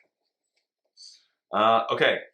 After choosing your path, EVT00 directs you to flip the card. This is denoted by the flipping. Flip the card over to read through 2 more blue text boxes. Right here. Each year, emissaries are dispatched to a chosen region, distributing wooden coins to the local inhabitants. These coins are called squills. This one. They hold no value, but they are the only way for the banished to receive a pardon. Exiles must prove their worth. Collect the most squills, my harvest, and you can return home. Squill. What? Why are we exiled, Chris? Well, we're gonna find that out because we were naughty bad boys. No, don't take that out. Doesn't say yet. That's why I put it over there. Want to look at the squill? No, you're not allowed. You only get it when we're not banished. Fine. That's why I put it away. And you won't be alone in the hunt. Other exiles will be competing for pardons as well. Oh. The laws stipulate that exiles may band together in parties no larger than 4 members. I'm gonna go it alone. Yeah, me too. Split the party. Yeah. We'll trade the box back and forth once a week. Yeah. Okay. I'm not interested. I'm not interested in joining up with you, Slake. Pooling resources to help a group gain a pardon. You think it's time to size up the competition and maybe find some allies. Flip, Hex, E2 on the world map, I'm assuming. Flip it. Wow, that was really good. That was like, I really thought you were doing that randomly, and I was like, Zach! But you killed it. All right, XE2, place event, banished. Banish, as instructed. And place the party token on it. Party token is a big old, it's here. Cool. Are these little metal things? Yeah. That also is a stretch goal. And I feel like this is one of the only games that like has legit stretch goals. They're like, oh, we got extra money, we can make a metal now. Right. That's cool. That's what these probably, I don't know where I put that bag. Put it over here. I imagine that's what those 2 cubes are for. Combo. I understand this diamond now. Anyway, we're banishing you. This was an event, so we should banish it in the event box. Haha, place it behind the index card containing the event cards. They're not needed for the rest of the campaign. Cool. You can now choose to interact with the big 0 pointer on Hex E2. I see. So we have the big 0, guild, or POI 1. right? Right. And these are locations of the big boxes that we can pull out. Correct. Yeah. I understand. Yeah. This is probably the longest anyone's ever taken to like create characters. I don't think so. You know what? I think this is the funnest part of it. I agree too. Yeah. Well, that's why I like doing it with you. I'm guessing this little symbol on the side, I bet that little signpost means there's a road. Mm-hmm. That means there's like a field. Yeah. Oh, yeah. I bet there's going to be different rules. Nice. Now introduce Big Zero. Take point of the hex by taking the enter location action. So we're taking an enter location action. Look through the big area maps, find one little Big Zero. Should be the first one. Just enter the action survivor. Place it on the play space. Oh yeah, Zach, did you know this? No, I didn't know anything. Did you know this? No. I'm glad that it's reminding me because there is a soundtrack. What? Yeah. Is that what this little music note is with a 1 in it? Yeah, I see that symbol, Chris.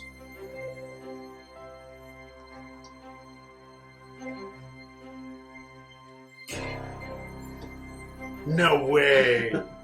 I mean, there's only 5 songs. I mean, that's fine. But it's still pretty great. Man. Onward! Threadbare tents stand there, flaps swaying slightly in the breeze. You didn't want a bard in your party. Let's get the bard out! As you draw nearer, the din of the camp washes over you. I feel it, the music. Voices buzz in excitement. Swords clang in practice. And as you approach, a mustachioed man beckons you forth. You were there. It's Zach. So it says flip the thing. Each player places their miniature as close as possible to the hex E2 pointer. Here.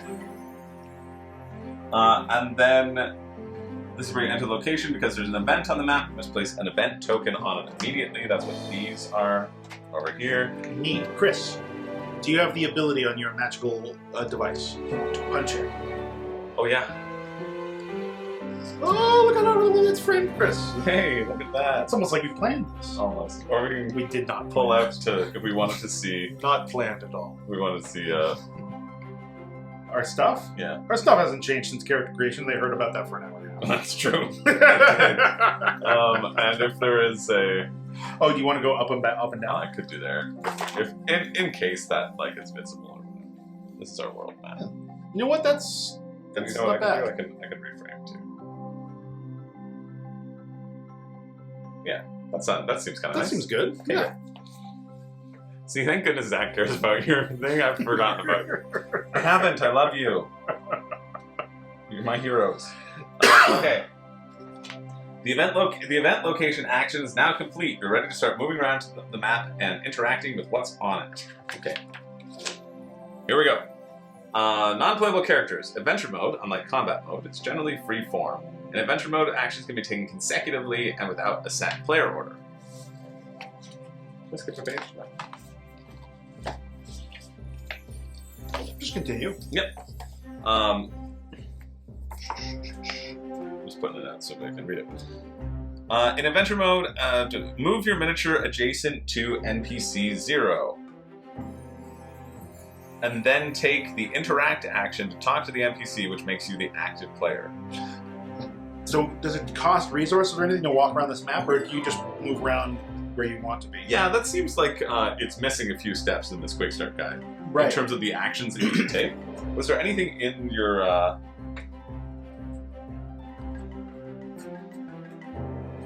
No. There's just my skills. Like, can I just be like, I want to go over to NPC 161? Yeah, I don't know. Oh, and that looks like that goes to media map 0. Yeah. Maybe we can just move, like, because there's nothing trying to kill us, right? I don't know, we'll go see. Alright, just keep reading. Before this action continues, other party members may move their miniatures as well. Party members that place their miniatures adjacent to NPC 0 can also participate in the conversation. When the pointer is at the intersection of corners, it's only adjacent to the squares it intersects. Thus, only these 4 squares outlined in blue are So adjacent. he is 1, 2, connected 3, to those yeah, 4. This is connected to those 2. Gotcha. So this is also there's roleplay reference, just a bit of small text below the characters' names intended to help the guide understand the character they're portraying. So the big thing in this game is like if we encounter NPCs, one of us has to be the NPC and the other person role plays as like So it's like a floating DM. yeah, floating DM, and you get role playing points, which you can then, which I think that's what these are, which you can then use to. These? Oh yeah, drop, boom, boom, boom. I guess in a 2-player game you get two modes. You drop in cubes and you can use those role playing points like for later for other buffs for something. I Gotcha. don't know.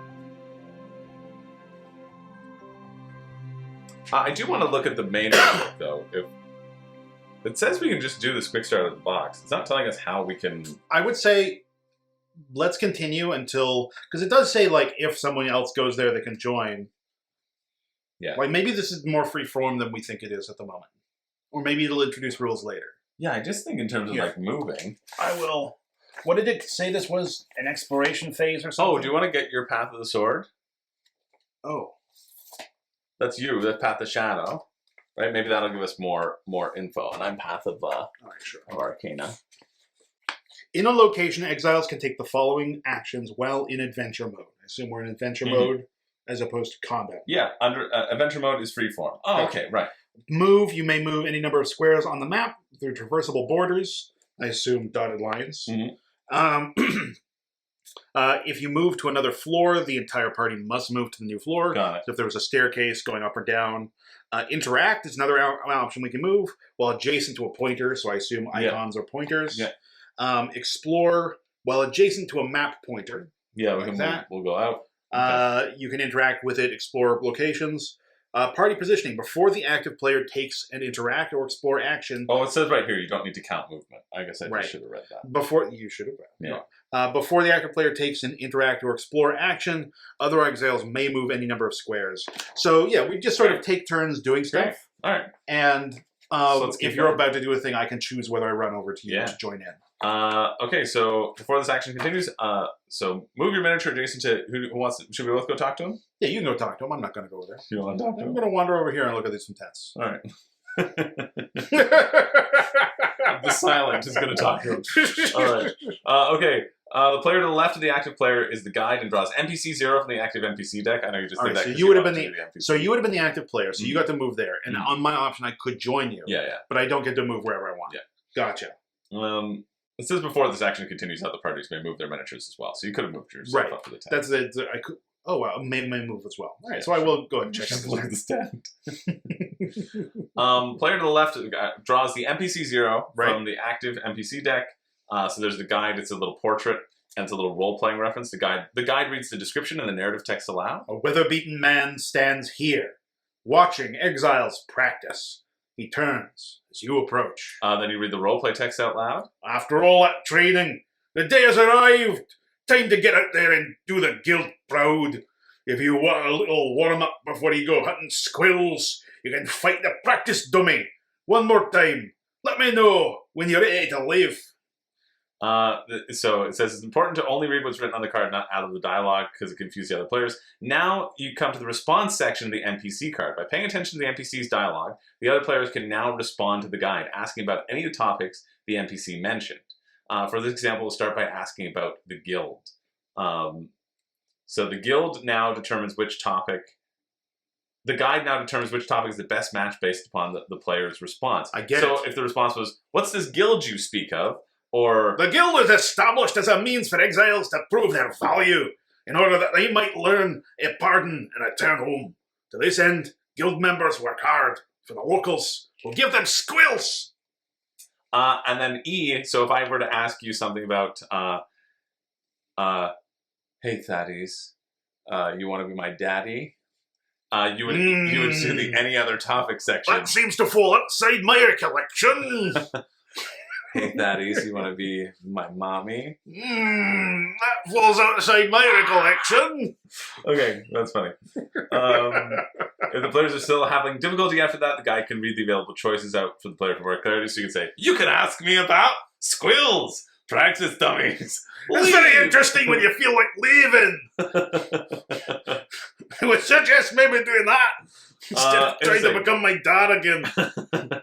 Following the flip icon, the guide flips the card, look at the back of the card, finds the matching topic. Once a stopping point is reached, you flip the card back over. Blah blah blah. Continue. When you get to the end of the practice dummy topic, you'll notice a role play point icon. So the guide would now gain 1 role playing point. So tell me about these practice dummies, guide. I was working on a more powerful dummy. One that will really challenge you. Oh. But it's gone missing. Anyway, the old one still works fine. When you're ready. This voice of mine that I was born with is really difficult to use. When you're ready, head up to the field and get you going. Can you tell me more about squills? I'm a bit confused about them. Squills, they're little wooden coins. You're given to exiles in exchange for help. Your goal, in this very gamified world we live in, is to collect the most squills by harvest in order to receive a pardon. Well, okay, that makes sense. All right, well, I better go do that. You sure you're ready to start the hunt? I'm going to choose no at this time. No, thank you. I'm not ready to start the hunt.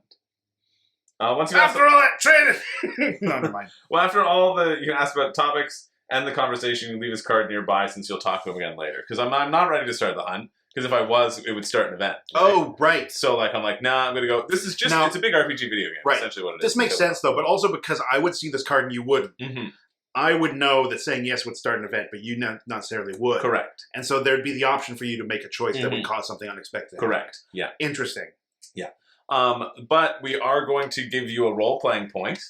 So you get I don't know, take some sort of cube. Red cubes? Seems like it. Let me see if there's specific role-playing cubes, just so we can find them. There'd be the component list at the front, wouldn't it? It would be, the component list in the front, wouldn't it? Oh, I think you just take one of your things. I'll take one of my things. Aye. And you put it there. Sure. So when making an attribute check, strength, dexterity, the exile making the check can spend 1 role-playing point to add 3 to it. 3 after seeing the result in combat or adventure mode. That sounds awesome. Holy shit, that's good. Because I assume with the D20, it's a D20 system. Mm-hmm, yeah. Each exiles may hold different amounts of RP based upon the size of the party. So we can hold 2, essentially. Okay. Cool. Okay, we're going to keep going. Events. Well, speaking of Thaddeus, you told him to head to the practice field to the north. However, you can't take the Explorer action unless the map is cleared. A map is cleared once there are no foes and no tokens, event, or chests on the map. To clear this map, you need to remove the event token by triggering the event. The active player, have a new player be the active player if possible, moves to the space adjacent to the event token, which will trigger it. Before this adventure mode continues, other party members have a chance to move their miniatures. I'm not going to move adjacent to you, but you should go to check out that event. Very cool. I'm going to talk to this NPC. Well, we're gonna do the event first, I think, right? Well, I don't know, because that would clear the map, right? No, but then we could go back to... And trigger his event. Yeah. Well, I want to talk to this person. Well, they want us to do the event first. I'm talking to this person. This quick start guide. Chris, I'm talking to NPC 161. All right. You see what it's like playing games with Zach. Listen. They definitely didn't give us an NPC that was going to break the game if you went. I think the game's broken. They're probably going to be like, "Hey, did you do the event? No? All right, go do it." Over there. You're just sitting on their face, man. Well, I had to go there to speak to them. No, you gotta be touching them. Right. He's in the middle, so all 4 around him touch him, but he's in the square. So I think all the things around. All of them. That's what I would imagine. But I'm sure we'll find that out when we get to it. All right. Well, he can explain that. I'm sitting on his face. The elf sits cross-legged in the grass as he sketches in his leather-bound journal. Ooh. You can tell by his pin that he's on the path of inspiration. Greetings, fellow guildmate. I am Sestacin. If you're looking for something or someone, I might be able to help you locate what you're looking for. What's the path of inspiration? Even scrying can't tell me that. The path of inspiration is a path you could have chosen. Oh! That of the clerics, I believe. No, that was the path of light. Yes. The path of inspiration is the bard. I've always been noodling with my little... Is what your card is telling you? Well, because it says... Gotcha. Yeah. All right. Well, I don't want to talk to him anymore. But maybe... What help can you offer? Did he say something about help? I said I could help locate what you're looking for. What am I looking for? Indeed. I practice the art of scrying using maps of the region I chart. I'm able to determine the locations of people or items of import. I just charge a small fee for my services. So you can choose a key card if you have. If you have, then draw an event. I don't have a key card. Well, come back later. All right. Good to meet you. What was your name? Cesticin. Sesticin. Correct. Well, I'm going to the event to do what the game tells us to do in a very specific order. Oh, I'm glad I did that, though.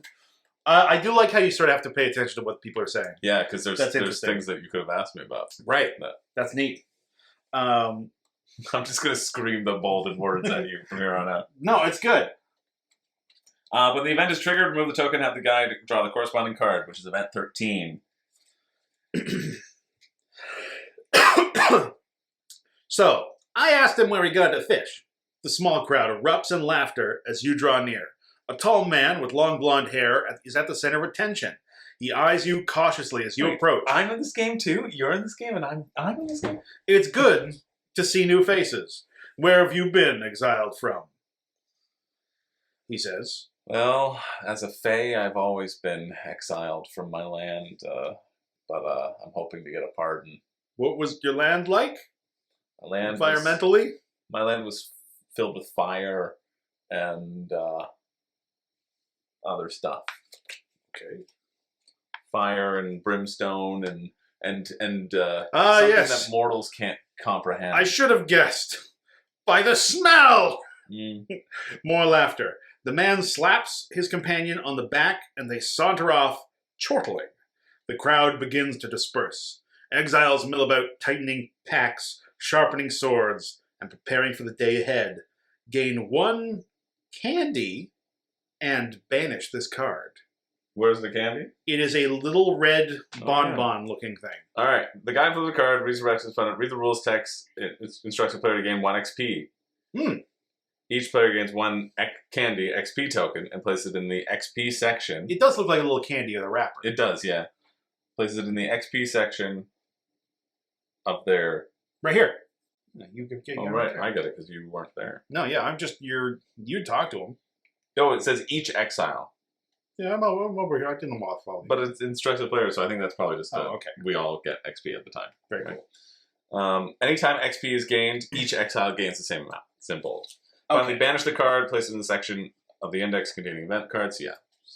So it's banish. No, behind the banish. Right. I don't know why this is behind banish. Because that's already been banished. Oh, okay. That was our first one.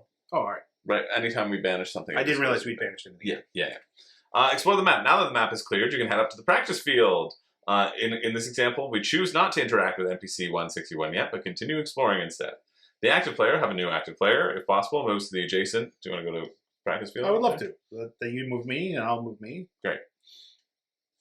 And takes explorer action. Since you're still in adventure mode, other party members have a chance to move their miniature. Draw Med 0 and read the narration text and rules for Medium 0. And I'm going to move this world map. Makes sense. Out of view. I like the flow of this so far. Yeah. It's just a computer game. Right. And we are the bits. Yeah. The computer bits. So did you read the rules? No. Oh.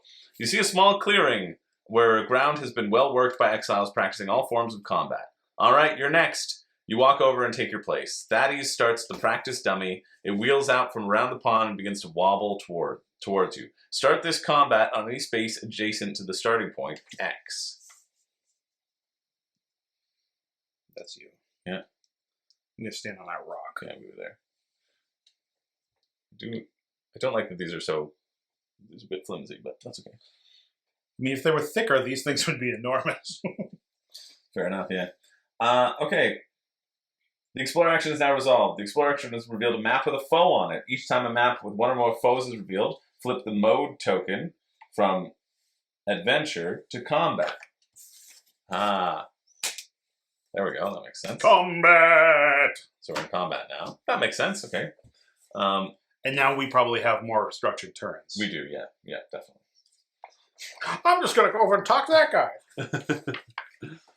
Combat setup. Flip the mode token to combat. Take THR1 through THR12. 12 cards total. and shuffle them and place them face down, make the threat deck. But now that'll be an active threat, probably threat deck. And then we'll add cards in, I assume, I as don't the know how game. you do. Oh, so all of them are active. None of them are active. Yeah, correct. Okay. Do we shuffle them? Yep, shovel them, place them face down, and make the threat deck. Get all 4 hit dice. These, which don't need to be in a container. You blame me. He blames me just because he lets me open everything. He's just as bad. You're not wrong. I'm going to put these cubes in there.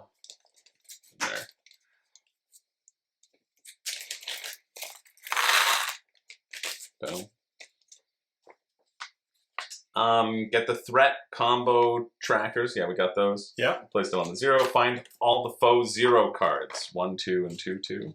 One is an AI card, and the other is a grid card. The AI provides information about how the foe acts. The hit grid tracks the health of the foe. When the hit grid is completely filled with wounds, the foe is completed. A practice dummy rolls around here making exaggerated gestures of attack and defense. The foe 0 AI card tells you. So I think the other Tells you up here, right here. Oh. 1 fig 0 normal size.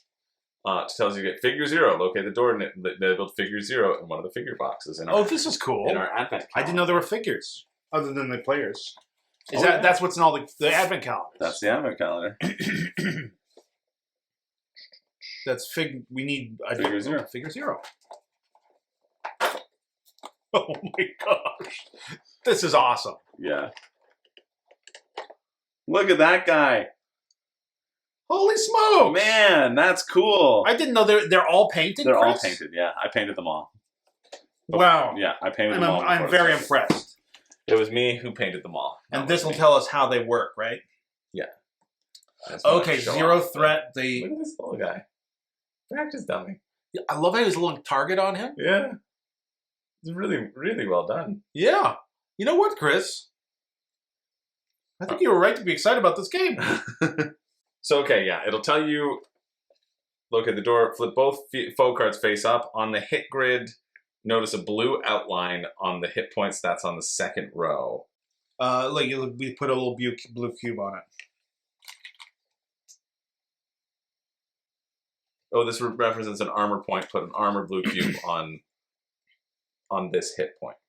Right, so if we hit him in the shield... We remove it, and then we'd add our hit to it. Because when the hit grid is completely filled with wounds... Right, so when we hit this the first time, it probably just removes the cube. it, and then hit it the second time, we- it will put a damage there. Put a damage on it, yeah. You're now ready to begin combat. Right, and it says foe 0, Yep. foe 0, 1. Right, we've done the right one. Okay, great. The level of the foe compared to your exile's level can help you gauge its difficulty. A foe of equal level will be a challenge. A single level higher will be difficult. Foe that's 2 or more levels will be very tough. Maybe think about fleeing and coming back later. Mm-hmm. When you encounter foes with multiple matching miniatures, use the base rings to tell them apart. That's what Gotcha. the other rings are for. And foe miniatures are hidden inside the figure boxes. Yeah. This section tells the size of the miniature base of the foe. Okay. So that's... I don't know where it says that. That'll probably be on the other side of this when it was telling us about it. Right, so it's a normal size, level 0. Right, normal size. Got it. Okay, great. Large foes have special rules for movement because of their large bases. See large foes, page 27 of the rulebook. So Gotcha. Combat examples. Unlike the more freeform turn structure of adventure mode, combat mode carefully tracks turns, movements, and actions. In combat, foes and exiles alternate turns, with play proceeding clockwise around the table. Each player now takes a combat example sheet from their chosen path. That's what this big thing is. Okay. Is this a thing where we're going to just follow what it does? Probably. Darn. Simultaneously read and resolve your combat examples. Check to see if other players need help after each turn, and then move on together. Once everyone has completed their combat example, return here. Okay. Okay, so we're on to combat examples. Setup. Follow the setup steps below. Don't actually draw threat cards. Roll dice or adjust the threat combo track. All right, this is literally just to make believe. Right, okay. Place your miniature on A. I don't get to choose where I start.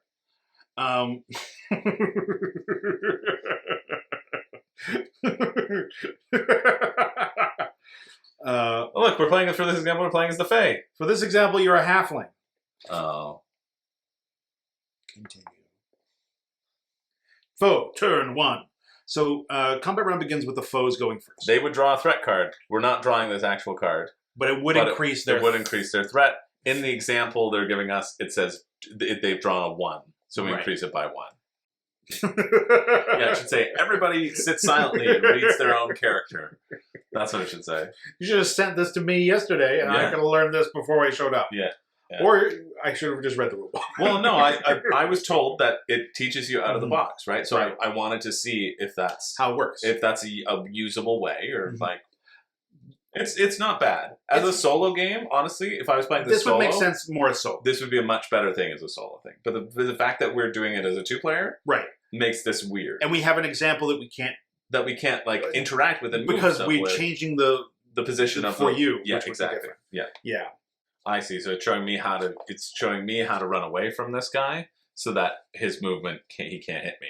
Because if he rolls whack, right? If I know he's gonna whack, I know he's got to be 1 space away. Like, and so I'm like, oh, there he'd have to go into the lake where he can't go, and here he'd have to go into the rock which he can't go onto. Like he can't get there with his movement. So it's like that's how it's teaching you how to avoid damage. How to avoid the damage and cheese the system. It has not taught me that. Well, that's because you got so much health. I suppose. It thinks I'm a halfling, so it doesn't know I have health. No, there's just the battle one. Oh. So. I like that. Yeah.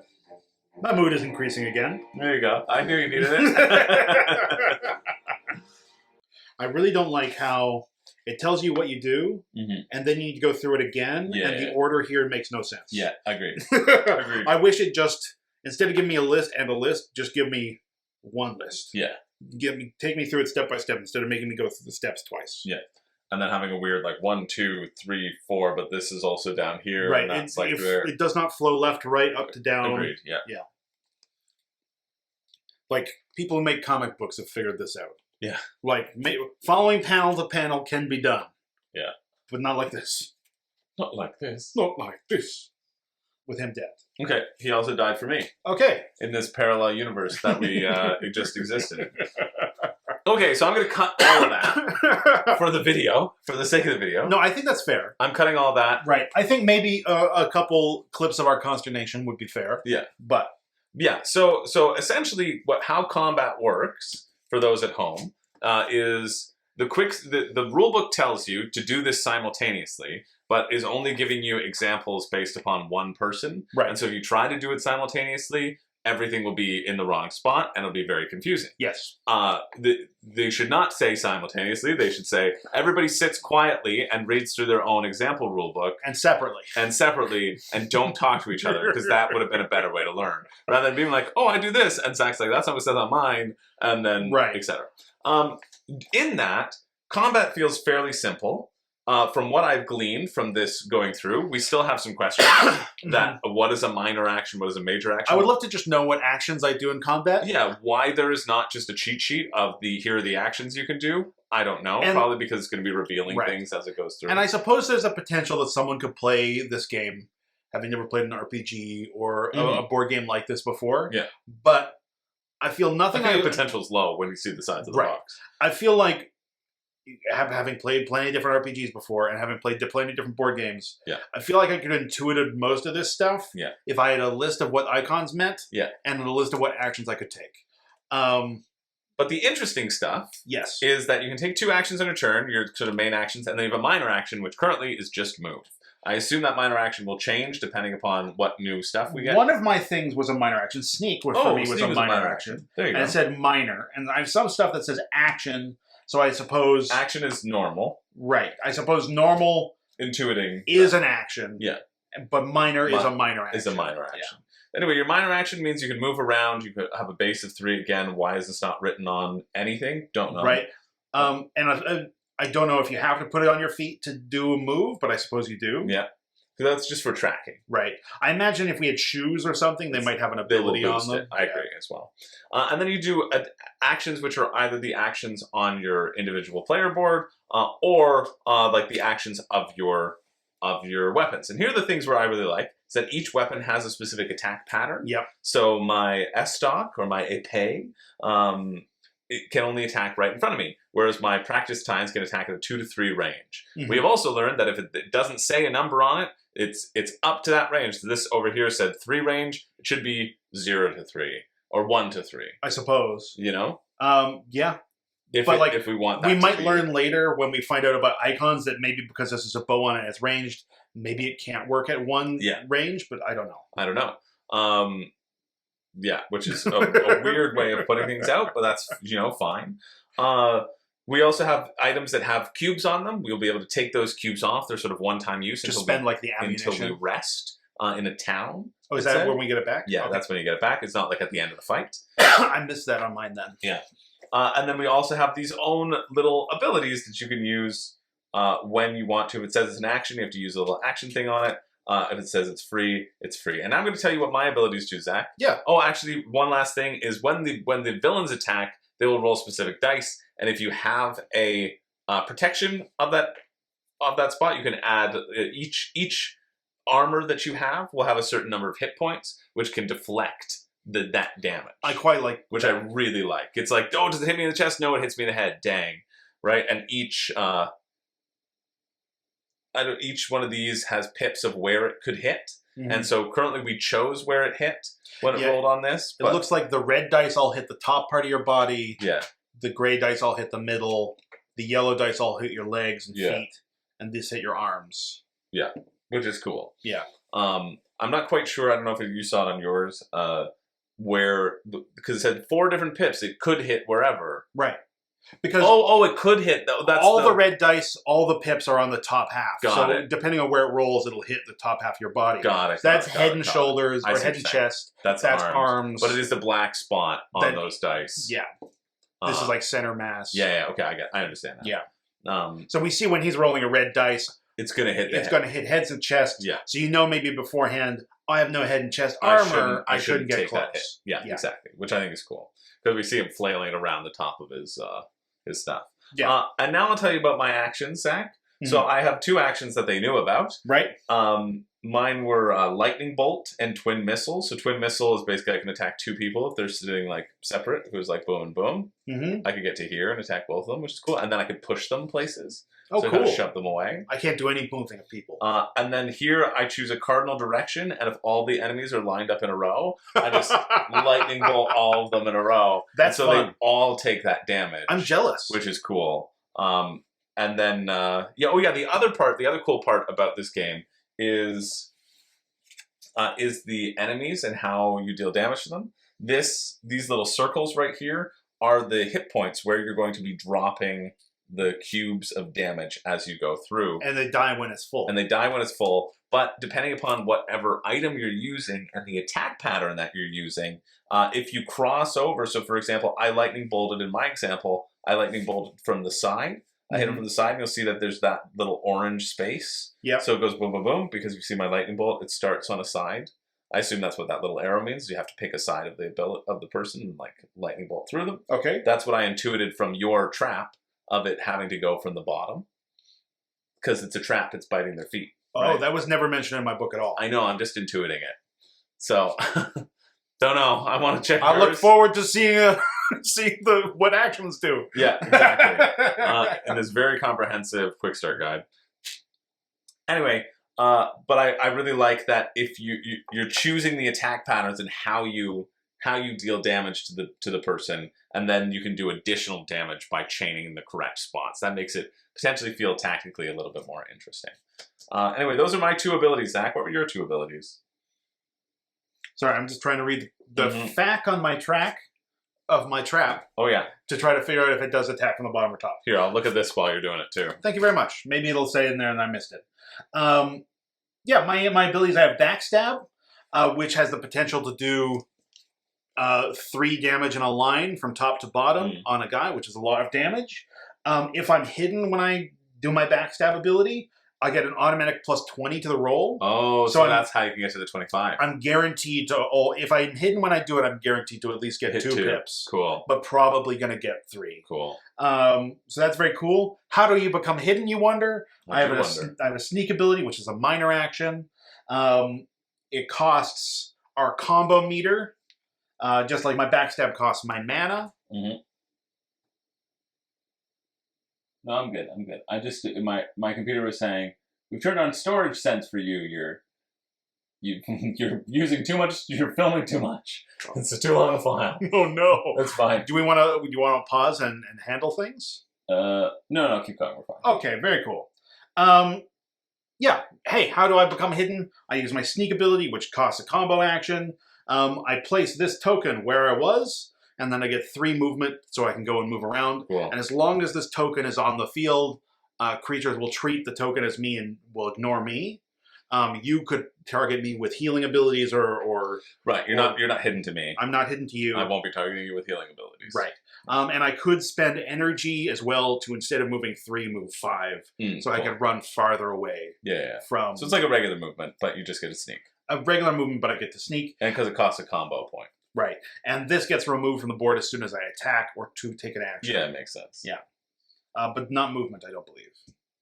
Yeah. So I could maneuver myself behind a guy and then use my backstab ability. Cool. Yeah. As long as they don't go investigate that thing. It's Earth Under Siege. Right. Well, yeah. As soon as they've hit the the thing, token, it's gone. You're revealed. Yeah. Cool. Neat. Yeah. That's a breakdown. I'm going to look at this, and then we can continue on that. Quick start. Goodbye. Yeah, this quick start sucks. Is annoying, but we're learning things. We're learning things. I think it would have just been better for me to learn the rule book and then to teach it. Probably. But I enjoyed it until we hit the booklet section. Yeah, agreed. Right. That's true. Yeah, I did too as well. Like I was not worried about the situation until we hit these booklets. Right. Oh, look at this. What? Additional copies of Medium Zero and Foe Zero's grid card are provided so players can play through their combat simultaneously. I love that they put that at the end. At the end. So once you've finished doing it. Yeah, it literally says, once everybody's completed their combat, return here, like as you're going left down, and then over on the right side, over here, it's like, oh, additionally, over here. But if you're reading, boom, boom, boom, boom, once everybody's completed, return here, you'd think, okay, I'm going to go do the combat, instead of having this like over on the side that you don't read. God, that's so stupid. Yeah, that's annoying. That's really dumb. But now you know. The more you know. Yeah. So stupid. Anyway, after everybody's completed combat, you need to reset all your markers, HP, remove any wear tokens, return medium CE. Oh, and foe CE. And practice dummy tokens, you won't use them again. So there were additional tokens over there for people to do it on their own private board. Really? That makes me so mad. Really? Yeah. KO'd and Surge. While in combat, if you have 0 HP, you're considered KO. Place your miniature on its side. As soon as you regain 1 HP, you're no longer KO'd. While you're KO'd, you can't take any actions. Other exiles can try to heal you and remove your KO'd status. Exiles and foes can move through your space or even end their movement on your space. You get to place your miniature on a traversable adjacent space. Okay. Foes will not target you for attack. Once per combat, when you start your turn KO'd, you may place a wear token on your exile's portrait to stand your miniature upright. You may take actions as usual, ignoring your KO'd status until the end of your turn. If you still have 0 HP at the end of your turn, you return to being KO'd. So at the end of combat, remove any wear tokens. So if you died, yep, you put a little wear token on your, I don't know if you're listening or you're reading. I think you're reading. I have 2 brains. That's fair. But I'm going to just repeat it just in case. Don't worry, I'm listening. Mm-hmm. You can get up as being KO'd. Mm-hmm. You just put a little word. What did I say? You can get up after you've been KO'd. I was also reading about how you can pull people. Oh. All right, yeah. I'm sorry. I'm going to stop being distracted, Chris. That's fine. So if you die, which is important for me when I will die because I only have 1 HP, Yep. I can fall down. Yep. And you can heal me, or I can place this to get back up for 1 turn and do stuff. And then I fall back down again. Where you paid what, where? This. Oh, the There. rust token. The wear Okay. tokens. Yeah. And I get for 1 turn. Now I can heal myself on this turn, Mm-hmm. and then I don't fall down. But if Right. I'm still at 0 HP at the end of the turn, then I fall down. Okay, and you could do that every turn? You could wake No, yourself you up can with a only wear do it. token? You only do it once. Okay. Once per combat, you may place a wear token. It's a Hmm. one-time thing, essentially. Now that you understand the basics, you're going to actually play through combat. Continue, Chris. Continue. Follow the instructions mentioned on the back of Med Zero. Each player places their miniature onto one of the starting spaces adjacent to starting point X. Do you want to do that? I don't think I want to do that. We're fighting this dummy again? I don't want to do that. If only we'd done this from the start. Continue. Yeah, like if Okay. only they'd given us the cheat. Assume we have already fought this dummy. Yeah, we fought. Because we've done it 3 times, essentially. Yeah. Already. The exile who explored the new area will begin combat as the active player, so whoever does the exploring is the first person. Right. That's good to know. Then play continues with the player on the left. That player becomes the active player and takes a foe turn followed by their exile turn. Sure. So who cares? The foe takes a turn, we'll decide on it together. Right. So what it's saying is you take your turn and then you play the foe. Yeah. And then I take my turn and I play the foe. I think it's saying you play the foe and take your turn. Oh, okay. Well, the same thing. Yeah, first take your turn, then return here after you defeat the practice dummy. I know a couple dummies I'd like to defeat. Congratulations on defeating the practice dummy. Remove the practice dummy miniature on the map and set aside the threat. Fair. And set aside the threat. This map, we don't need to worry about, Right. because that only is in for those things.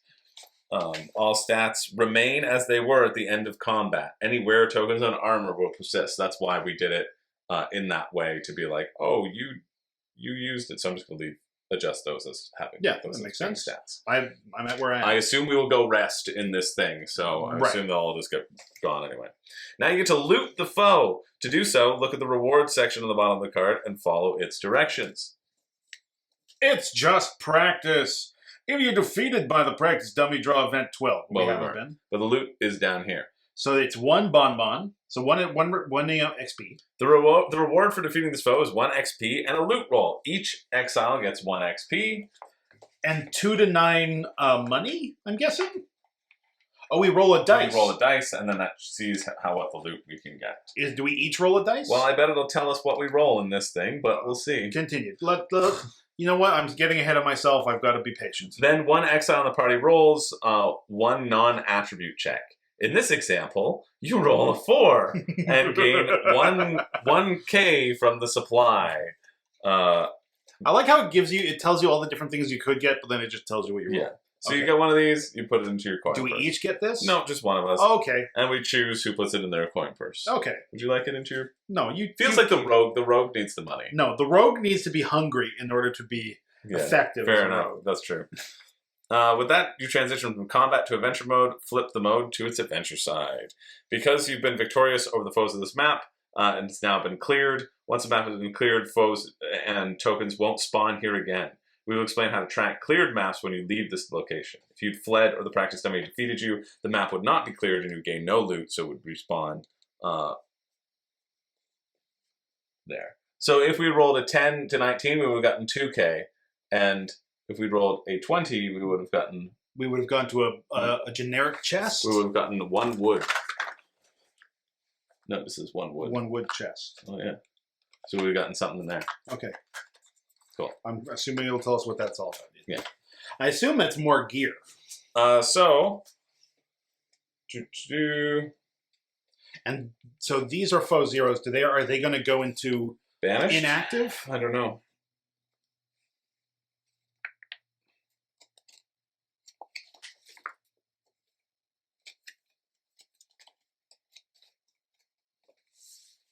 I'll just put them in the front where they were. So some places have stairs. Now we're in adventure mode. Mm-hmm. And they get placed in disconnected to the rest of the stuff. Because I was perusing the rulebook. So if in adventure mode I wanted to go to the stairs, I believe, We go to small 0. and they would not be attached to the map. Yeah. Come over here. You push your way through the bush and find the entrance to a small cave. Though it's not very deep, the far side of the cave is quite dark. There's a point of interest there. The active player, as you choose, can move adjacent. For this example, all exiles move to POI 0. Then the active player interacts with it.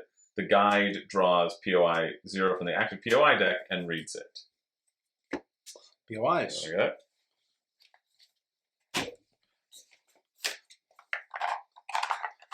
You find yourself in a small cave. You can still make out some sounds coming from outside. It doesn't seem like anyone has been back here for a while. There's some sort of tracks here in the dirt. I'm going to eat the dirt. Okay, when you choose tracks, you'll see a new choice is available. This is called a nested choice. Hey, It doesn't say what to choose. Okay. right, so you're going to flip it over. Because I say, oh, I examine the tracks. Yeah, but I think we just like get to read it. Interactions, the guide draws and reads it, and this is when you choose tracks. So, like, I don't... Tracks. I examine the tracks. Right, I guess. Right, because it's any other topic, because I could talk about not the tracks. Right. So what are you... Oh, yeah. I guess with all these cards, it should be like, what are you going to do? Like, if there's Right, I think that's kind of implied. Okay, great, fine. When you choose tracks, you'll see a new choice available. It's called a nested choice. They aren't immediately apparent from the front of the card. The new option is search. So you see a pair of tracks leading deeper into the cave. Though it's quite dark here, you think you could search where the tracks end. Do you want to search? Yes. Yeah. You look around. Here, you see Intelligence 5. When an Intelligence 5 attribute check, one exile has to... Currently adjacent to POI, can make the check. This is one example of why positioning exiles before taking actions in adventure mode can matter. Because if we didn't have intelligence, it wouldn't. Right, because you're still on this map, presumably. Exactly. Well, I went back. I went there with you as Gotcha. well, right? Well, you threw me away, but it's like if you were off in the tents, for example, you wouldn't be able to. But POIs also presumably could hurt us, Right. which is why you may not want all of us to go in. Makes sense. One exile is currently adjacent to POI may make the check. This is one example. Choose the exile that earned the role-playing point earlier by being the guide who portrayed the NPC. They roll a d20 and add their intelligence. Let's say they rolled a 2, and in their intelligence 1, the result is 3, which would be a fail. So you need to exceed the threshold, so you could use your Role-playing point if you rolled incredibly poorly. They succeed. Oh, and if you find nothing, you can spend a thing and try again. Or you search and find something of note. One time only, gain key 0. So you also get a role-playing point. Oh, I get a role-playing point for walking you through that role-playing so effectively. Mm-hmm. You get key 0 from the active key index. You've done everything on this card now, so you choose to end the interaction. Okay. That's key 88. Was that that was the inactive? They should be in order. Oh, these are out of order. This should be here. Who set that one up? I'm assuming it's you. No. I think that was yours. Roll the tape. It was you. I know it was you. Okay, keys. Keys are shared amongst the parties unless otherwise indicated on the card. They represent special items. Where's inactive foes?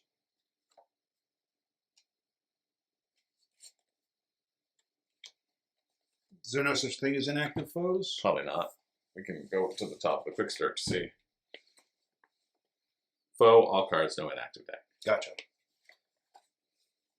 So that's probably why it was just there. Oh yeah, anyway, we get key 0, eh? Mm-hmm.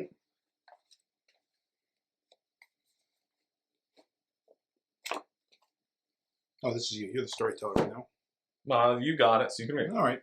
In a cave near the exiles' camp, you discover the broken remains of a practiced dummy, thrown there casually by a disgruntled fool. Oh, no. because he said that he was missing his practice dummy. Right. Remember? Unlike the normal dummy, this one looks cunningly crafted. Oh, And unlike the quick start, also cunningly crafted. yeah. Keep this card in the party inventory until you find a card with the exact text that reads, Guild Leader Thaddeus. Well, I know Guild Leader Thaddeus, right? Yeah, so we go back to him, I guess? Yeah, you've already met Thaddeus. You should know exactly where to go. Move adjacent to NPC 0 on Big 0. So yeah, we just have been there. We run back. We can move wherever we want. I like that this adventure mode is basically free form. Yeah. Right? We're like, oh, okay, let's go back to Thaddeus. Cool. And then we have him here. But we go and we draw event 0. Yeah. You explained to Thaddeus you found his missing dummy in a cave near the practice field. Ah, So that's what happened to it, eh? Must have gotten something wrong with to wander off like that. Well, no, says Thaddeus. I don't know how to show you any favoritism, but I have a little practice gear left. Over. So why don't you take it? Hey, let's get some gear, baby. Yeah, key 0 gets sent to the pit of despair. And we get... Take all straw pathless items. All 8 straw pathless items. Should be these, I think. There should be 8. 1, 2, 3, 4, 5, 6, 7, 8. Rotting moist glove. Yeah, moist glove. Weak helm, greasy cuff, rotting cuff, damp cuff, You're old so knapsack, kind, Thaddeus. chip potion, moldy shoes, and moist glove. Thanks, Thaddeus. And we can divide them as we wish. We each get 1 experience. Great. And then this gets sent to the banished. XP. We're going to level up, Chris. Hope so. Yeah, it only takes 3 experience to level up, so I'm sure that's about to happen. I am sure in the quick start, that's why we start at level 0. Yeah.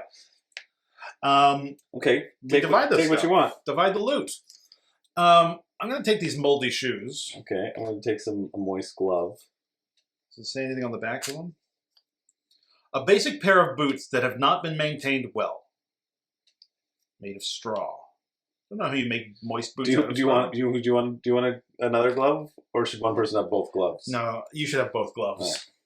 Oh, but if it attacks the lower half, maybe you take. Oh, so we can and I adjust take, ourselves properly. The helmet and the cuffs. Yeah, so you're right? good for against the top. I'm better against the bottom. Yeah. Does that seem like a smart thing to do? Okay. Yeah. I'll take the old knap sack. Great, and I'll take a potion, which I assume just goes on our belt. Or no inventory, maybe. I guess let's see. Whenever you gain new items, you get the corresponding rules. Oh, it's also on the back, I think. Potion, a flask for holding potions. This stopper does not fit right. Straw, it says reference to. I see. So whenever you get new rules cards from the index to show how it works. So it's reference 1, 2, and 3 on a few things. Oh, where does it say what it's on card? the back. Reference 3. I have reference 2. And there's also a reference 1 somewhere. Probably armor, on the armor. Yeah. The exile that gains potion knapsack immediately fill those with 2 markers. Whenever you get items that come up with markers, it comes in full.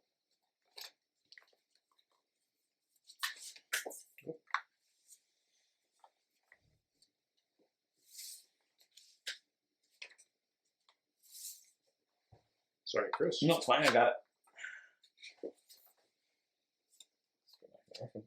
You're right. We could put those in banished because we're not gonna. I'll do that. We're not going to turn into humans. No, we're happy with our classes, right? I think so. We spent so long taking them. Okay, now you're ready to leave camp. Oh, so we have those reference cards, so we can read through those. We'll read through those.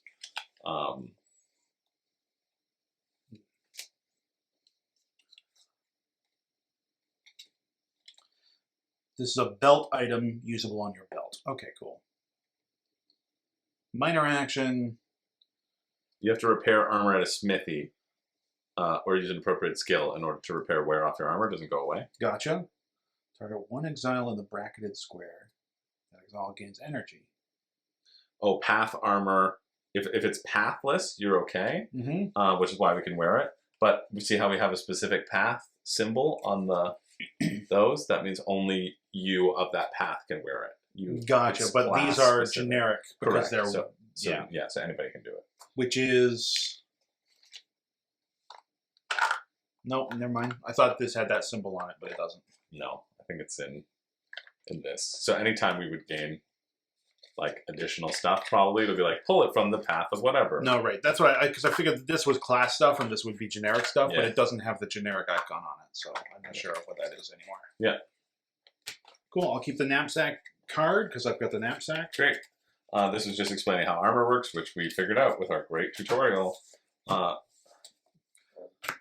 And then this is a belt item. Oh, potion. This is a belt item. So to say if it should be used on the belt or not, I guess. Right. I don't know where it said that on the card itself. It said it on my. This said It's a belt it's a item. belt item. Yeah. Usable on your belt. Cool. Target one exile in a bracketed square. That exile heals accordingly. Refresh.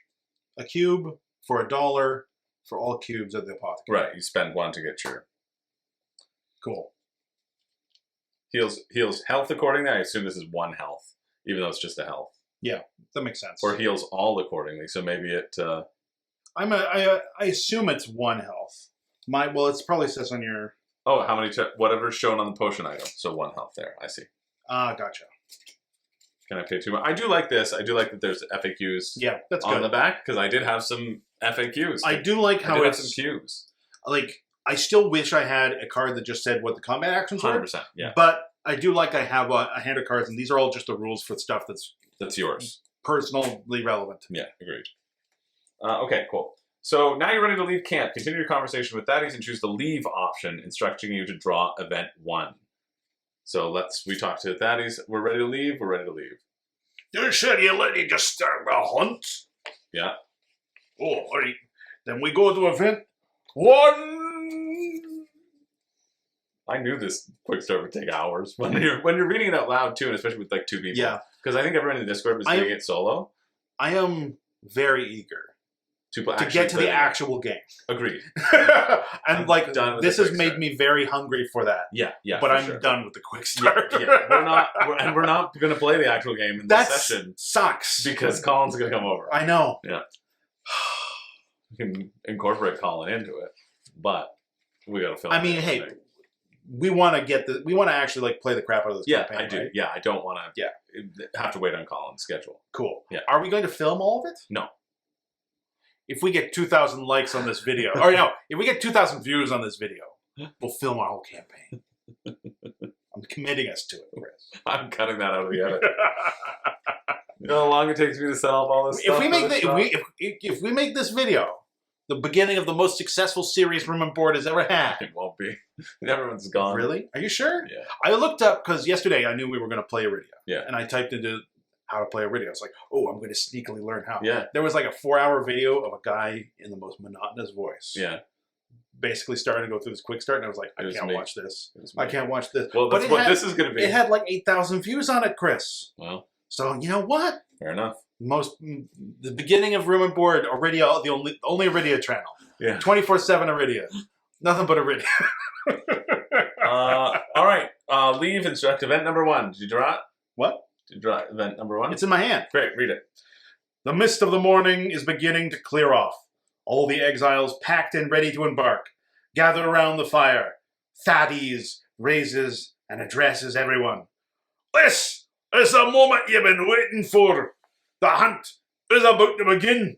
Now remember, keeping your gilded pins visible so oracles can know you're hunting the squills. And I can give you the squills so you can become free men again. Having been in exile myself, I've dedicated my life to helping the downtrodden and the outcasts. Oh, that's I'm sure you have your reasons for being here. Yeah. As Thaddeus speaks, you think about your own exile. Draw and secretly read, but do not share with the others, a key card based on your character. Yeah, I'm trying to find them. Oh, okay. Yeah, you already knew it was going to, because it's in the quick start. It's in the quick start. God damn it. Go forth and remember your training, or forget it on the other hand. Forget it as quickly as possible. So I am an orc. So I'm getting key or. And Yeah. you are a fae. You're getting key fa. Yeah. Big old sausage fingers. I have big old sausage fingers, but I was able to find it. Was I not, Chris? You were. I appreciate it. I know this is my secret thing. Also, so event 1 goes away. Yep. But we also turn NPC 0 into NPC 0B. So I got the NPCs. So So I it'll take be in the inactives. exactly. So I take this and I put it into the inactives, and I take NPC 0B, and this now becomes the active. Right, and we could have NPCs You could have a as they C change. version, Yeah, and this would go into active. that right? will go into active, but he's now that. Is he that now where we Mhm. are? Yeah, NPC 0 to B, then this card. Banish this card. So we banish the card in the events. Your mentor is here, giving last advice and wishing exiles well as they depart. Well, no use waiting around. What are you waiting I know, at? it's just Oh, like you gotta. The region is good spot for a guild. Lots of people needing help. I just heard of some pests causing trouble nearby. Oh, there's a frog in my throat. There's a village not too far away from here where you can pick up some jobs. You heard about some pests. What are these pests that you heard about, Thaddeus? The pests were reported to Ragon Junction. Oh. To get there, you just follow the path to the west and then head north once you've hit the north road, the main road. What other people were you talking about? Fellsworn villages nearby. Just head north across the plains and you'll get at the gates. Ah. What other stuff do you want to tell me about? Seems to fall outside my recollection. Oh, I just forgot what you said to start. Well, I was telling you about the region and some pests. the and region. Yeah, there's a you village told and some jobs nearby. me- And the jobs. Tell me more about jobs. Yeah. The guild has jobs boards in all the villages and towns. They don't usually provide squills, but you need to earn some coin. It's a good place to start. Well, let's, I guess, head there to the jobs to get some squills. Oh, no, they don't provide squills. How can I get more squills? What's the last thing that I have to Seems ask? too far outside of my recollection. Oh, wait, I'm going to see here. I asked about the village, didn't I? Fellsworn Village, it's nearby. Just head north across the plains and you'll be at the gates. All right, well, let's head north across the plains, I guess. Let's see, I'm trying to figure it out. Yeah, cool. All right, I guess we just leave. Guess we just leave to say no. There's one other thing. If you ask about the region I and did then ask about the region. The continent of Arydia is as diverse as the people who call it home. The Thor. This Thor, the guild is operating here in the Basin. Oh, yeah. and then if you ask about the basin, The grasslands are here surrounded by mountains on all sides. Thus, the name, the Basin. Oh. It was once part of a mighty kingdom that now lays in ruins. Well, what about this kingdom or the ruins? It's part of my kin. Oh, and because you're adjacent, we were adjacent to him, we could talk to him again. yes, That's why we could still talk to him. yeah. But if we had left, we could come back for this. like if later. something had changed, Yeah. he would have been put there, but we couldn't immediately interact with him, which is good to Mhm. give yourself a role-playing point there. Is that? I did. All right, perfect. Leave location. To leave this location, head out to the world map to explore further. Players move to the hex E2 pointer on Big Zero. Can you return this to the NPC box? Yeah. It's active, not active. inactive. Yeah. Oh, okay. The other way around. Yeah. I do like that it's upside down because then less chance of like spoiling text for yourself. Yeah. All right, let's go out of here. We leave, We leave. and so it'll tell us how to pack this stuff up, right? Yeah. All players place their miniature. The hexagonal shape remembers. Oh, we're on the adventure now. POI 0 and NPC 0 are returned. Oh yeah, NPC is also returned. Mhm. Or 161, who we interacted with but didn't talk to ever again. I talked to her. She didn't have anything to say. Well, she did, but you just didn't ask the right questions. Well, I didn't have anything to get from her before. I assume this goes to inactive. No, it's probably still active. Because we could go back to it, right? There's nothing on it though, but okay. No, it says we'll explain how to track cleared maps when we leave the location. For explored cleared maps and cards, return them to the index face up. So yeah, face up versus face down. So that's why Gotcha. we've already explored it. We don't need to explore it again. We don't need to read the text. We don't on need to read the text again. Gotcha. Yeah, exactly. So same with Big Zero. So small zero and big zero. Town actions. Now you're exploring the world map. From Hex E2, you can re-enter Big Zero. The Exiles camp you just came from. Interact with POI 1 now. The guide draws the cards and read it aloud. It's an example of a town POI showing all the town actions you can take there. All right, because we're on this big map now, and there's PIOI 1. Exactly. So a small group of patched together tents here. Exiles mill about, helping each other as best they can. And there's guild actions on here. So the guild actions you can do. Town actions are divided into categories thematically. Different towns have different options. But this town is also a location of the Exiles Guild and has some special options. You can level up, you can train, you can retrain, you can leftovers, and you can apprentice smithy, and you can new member help. So we're going to learn what those things do now. Level up, spend your XP to increase your level. Train, eventually you'll have more path skills that you can equip to let you choose which ones to equip. So you're like switching your skills in and out, I guess. Yep. Retrain allows you to unlearn skills and learn new ones. Leftovers, you can pay $1 to add a marker to all of the party's empty knapsack or potion items. Right. But they came full, so it's fine. But I did use my kunai. Right, because that would be... no, but it doesn't have the payment symbol on it. I think that probably just gets reset.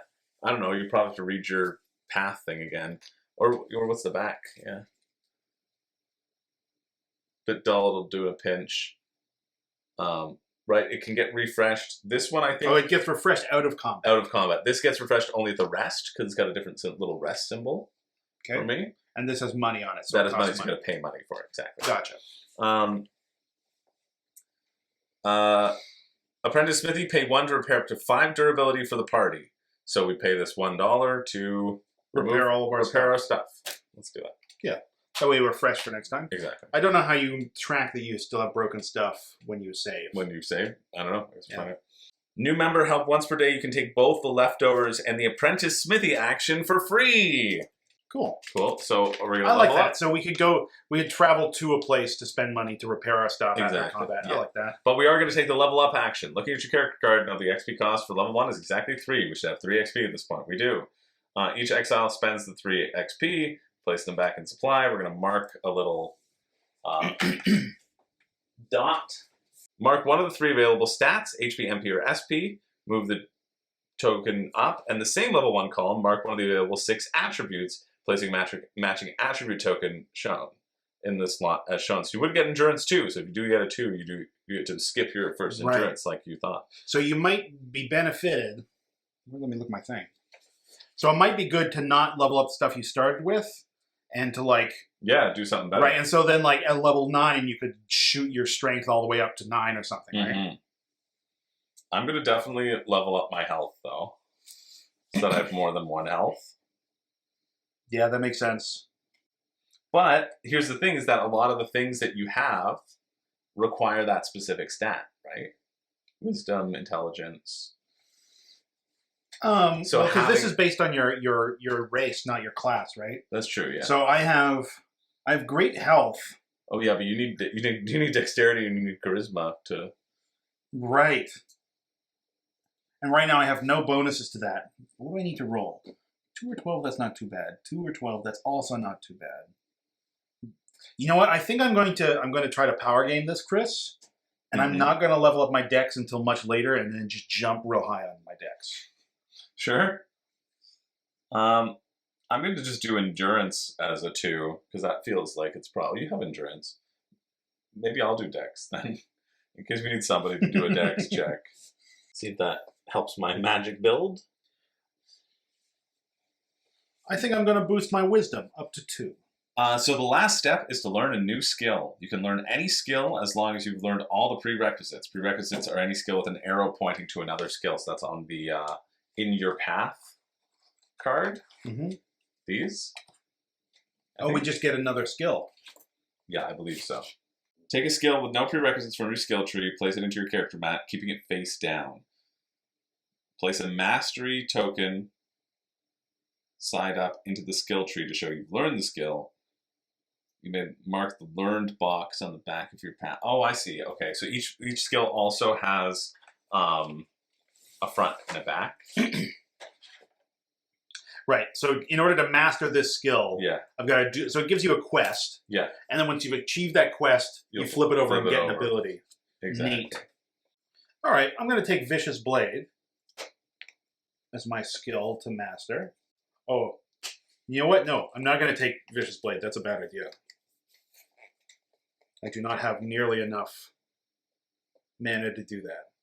So you know what? I'm just going to get my health better. Cool. I'm going to take some Swirling Winds. I like this, Chris. Yeah, this leveling up system is neat. Yeah, I'm going to take Shadow Step. Cool. And then also, because you can presumably only have 5 active skills at once, Mm-hmm. you can probably swap them back in here. And because that token, you'll remember which ones are. Exactly, are up and down. Neat. Can I have one of those? There you Oh, go. there it is. Oh, cool. And it's got the level The plus on the other side. Slick, Chris. Mhm. That I like is that a lot. slick. Yeah, leave PLI 1 on the table. You'll return here shortly. Okay, Eureka moment. If Mastery has a lightning bolt, you get the instantaneous one-time benefit. When mastered, you can use the skill as a reaction. Oh, So fun. when it happens, you can do it. Cool. And then we'll have the explanations of what those are in here as well, I'm sure. Mm-hmm. Oh, cool. And we can mark on this as well to remember which ones we've unlocked. Oh, yeah, yeah. It also says, Arydia's design of the character attributes can be fully tracked with using components provided without marking of cards. However, it's advisable to mark cards in the event components are shifted out of place. You can lightly mark with a pencil, so you can erase it after the campaign. Use a clear card sleeve and a marker. Well, we're doing it this way. There's enough. Yeah, we're fine. We could print it out again, I'm sure. All right. Before I go and mark up this card, I've Chris. already marked it. All right. Thing for me as well. Ooh, you can cause the winds to swirl. Yeah, I basically will then be able to shift people around the battlefield, which I think would be cool. World map travel. You're now ready to explore the world map. Get all 12 travel cards that in the active travel. These. Mm-hmm. And place them face down as I shuffle. Get out 3 travel tokens and place them. Oh, that's what these. By the the wooden ones. These guys. Oh, okay. Yeah. The most important rule when traveling is have fun. The second most important rule is you can only travel to adjacent hex as long as there is a connecting terrain icon. There are 7 terrain icons that are there. So, like you were thinking, the plains icon right here, we can go up, Oh, cool. Yep. right? So it's the plains. There's a road. Yep. There's the plains. There's a forest. There's tall grass, mountain, water, and snow, Fun. depending. So we can't travel there and there. Because it's not a water icon. Exactly. There's nothing there Mhm. as well. So we can go there, there, or there. Cool. Choose where to place by placing the party token on the space. You're like, we're going to go here, right? Well, we'll see if we're going somewhere. We're probably going to take the road. Oh, we put on the space between hexes. That makes more sense. Right. So then you can So pop it. fits. You draw from this. So if the hex is unexplored, you'll choose where to go. You'll draw a travel card. You'll resolve a travel card, possibly exhausting a travel token or paying an SP cost to keep it from being exhausted. If the hex is unexplored, reveal it by flipping over. Place a party token on the new hex. You're going to stack the deck. You're going to stack the deck and do some predetermined traveling to learn how the travel system works. Take travel 1, 11, and 12 from the deck, place them on top in that order, with travel 1 on top. You'll be using these 3 cards for the example. Normally the travel deck is shuffled and you don't know what you'll encounter. Do you just want to ignore this? Yeah. Why not? Let's do it. We're so close to the end. It's literally, this is it. All right. Let's follow it then. Let's follow it. 'Cause we'll, It does it has sucked my excitement out that it just tells me what to do. Yeah. Right. for sure. And that everything is predetermined. I agree. What's the quote from the beginning of Berserk? Do all men have free will? Yes, we do. We do. Okay, I just want to do it for the first one at least, right? Right. So take the travel action. We're going to move to there. We're going to draw It's travel card 1. a Might Peckish.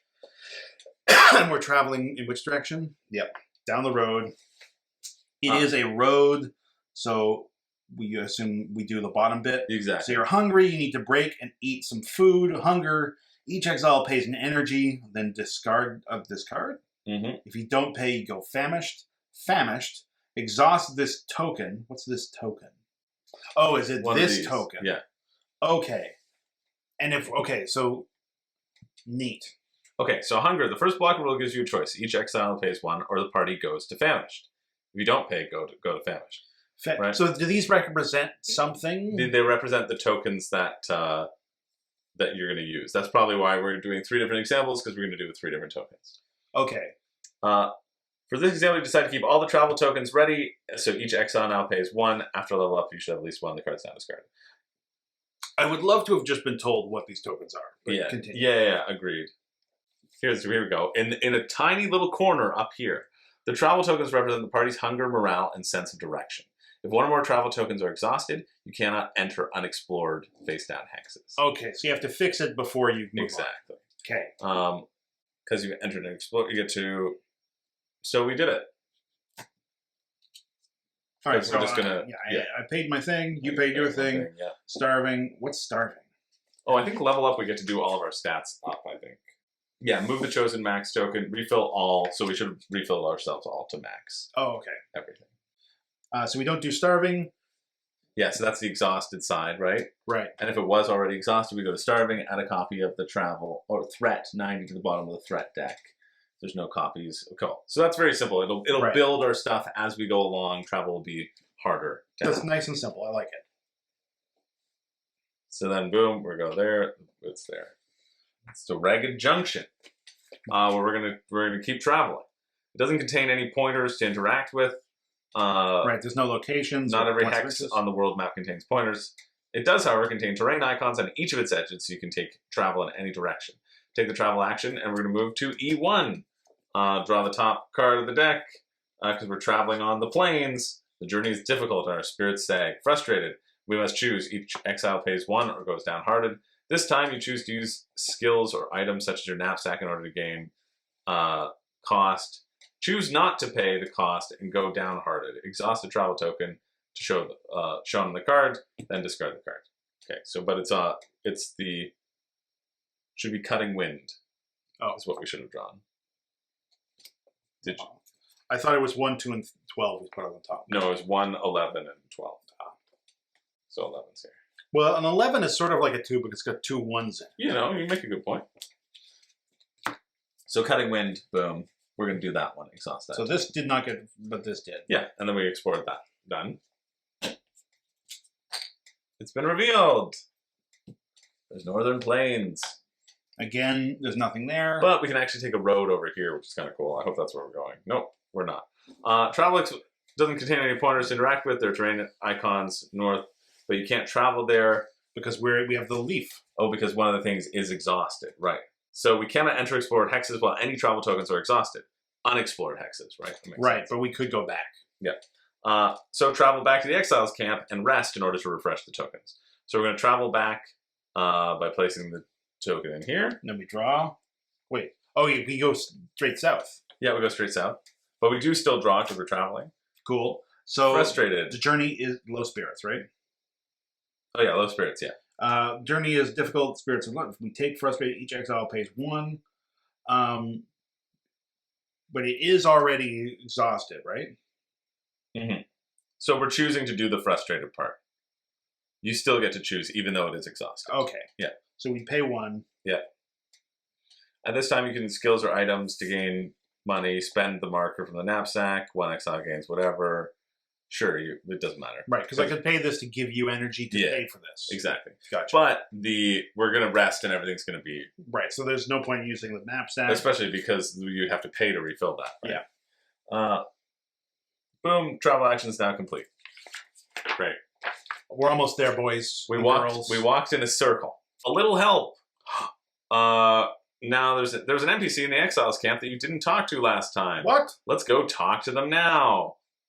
Oh, we definitely did talk to them. Well, we did talk to them. Yeah, but we'll pull out Buddy again. And I'll pull out the Exiles camp. No, don't do it. I'm pulling it out. No, Chris. we're just gonna... This is the rigmarole. No. This is the method. There's no madness to it. No, then it says place it back into their corresponding indexes. So don't pull it out just because we know where it is.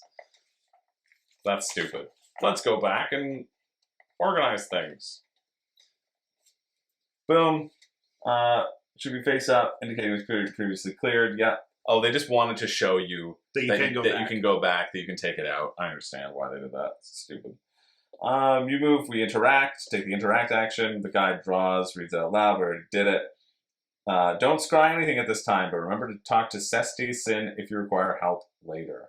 So he could map things out. So we've come back to talk to them, but we're not going to talk to them, so you're going to put this back. Yeah.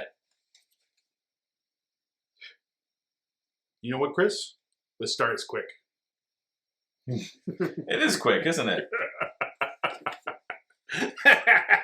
Let me put this location back away. Oh, but you can pay him, right? Just scry, choose a key card you have. Right. So like we have now we have key cards things. to do it. Now we know how to use them, right? Then you draw an event, and then Sestian will discern where on the map you need to take it. So Cestian will be like, yo, you need to go over here if you want to use that item, which is a special quest for you or something like that. Right, that makes sense. So this is like your help guide. This is like a little help. If you're like, I don't know where to go, this is the game mechanic telling you, oh, you can go here. Yeah. You'll be fine. This is our little Navi fairy on our shoulder. Yeah. Hey, listen. Cool. That was really good, Chris. Yeah? Yeah, it was. I was thinking, I don't think I could do a Navi voice. And you did it. Well, one time only. Then we put it back into the corresponding index. Ooh, it's like 7th continent all over again. Cards back and forth. Hopefully not. Days and resting. Find this our last little bit. Take a moment to explain the day deck. The day deck is used to track the passage of time over the course of your campaign. Day deck. Day deck. Is that a Colin? Come in. Did you lock it behind you? Oh, I definitely did lock it. Do you want to go get it? Stay out there in the cold! Okay, so there's a day deck here. Yep. This is used to track Day deck. essentially the amount of actions that you can take. Yep. Right? Essentially, it's like draw a day card. So interact with POI 1. Resting at the guild is free, but it doesn't remove exhaustion cards from the threat deck. Other towns cost Kai in order to rest, but will remove exhaustion cards. Great. Draw a day 1 card, read it, and discard it. It's a wonderful day for adventuring. You feel the sunshine warm up as the gentle breeze caresses your face. No special rules. Be free. So then we rested where it says shuffle the travel deck, refresh travel tokens. That's how we can get our travel tokens. Whole party replenishes their stuff. All our well. stamina. So that's how we can go get the stamina. Take the travel discard. Yeah. The rest action is over and a new day has begun. Often, the first time you draw a day card, it will instruct you to follow special rules, such as adding a new card to the travel deck. This only occurs the first time the day card is drawn. Subsequent times, you will ignore those rules. That makes sense. Congratulations! You completed the quick start guide for Arydia. 4 hours later. Applause, Colin. Give us applause. You now should have a general understanding of how the game is played. Immediately after taking a rest action, you can save your game, returning everything to the box. If you'd like to end your session now, you can look up the save load in page 34 in the rulebook. You're ready to head out on your own adventures, exploring the world map, and hunting for squills. So we have to... We'd have to open the rulebook and learn how to learn this game next time. Yeah, I think I'll do that in between. Yep. And realize that the squills that we're looking for aren't just a beginner quest, which I thought they were. We're exiles. It's the whole purpose. It's the campaign is getting squills. Yeah, to not be exiles anymore. Not be exiles anymore. Wow, I thought we were going to not be exiles like immediately. I know. I think this is the framing narrative device. Well, considering it's called, oh no, I thought it was called the Exiles Path of Arydia? Yeah, no, the paths we dare tread Our exiled paths. are exiled paths of Arydia. Chris. Yes. We finished the Kickstarter, or the quick start. Yeah. I have questions. Yeah, You were super excited when we sat down. I was. Excitement level stayed the same, went up, went down. Well, the quick start sucked. Right. As we talked about a bit throughout, it diminished my excitement significantly. Right. Because I want to just be able to play the game. Yeah. But I also understand that some people like being held by the hand and taken through and just understanding the mechanics in that way. Yeah. It is like a tutorial thing. I think we also made it longer just by having the two of us here Right. and having to read it out. I could have either of us could have blazed through this a lot quicker if we were just doing it solo and we didn't have to and very quickly taught this in a couple sentences Yeah, to the other on a day one. Agreed, yeah. If I had just done this, I could have probably taught this to you in 10 minutes. I think also my design, like when I want to understand something, I need to understand You just play it. I need to understand all the bits of it. Mhm. Like I can't just be told like, oh, that's the lever to make the Gugawatts work. Don't worry about it. I need to know what the Gugawatts is. I need to know when I need to use Agreed. the Gugawatts it. I need to know the costs involved in the Gugawatts it.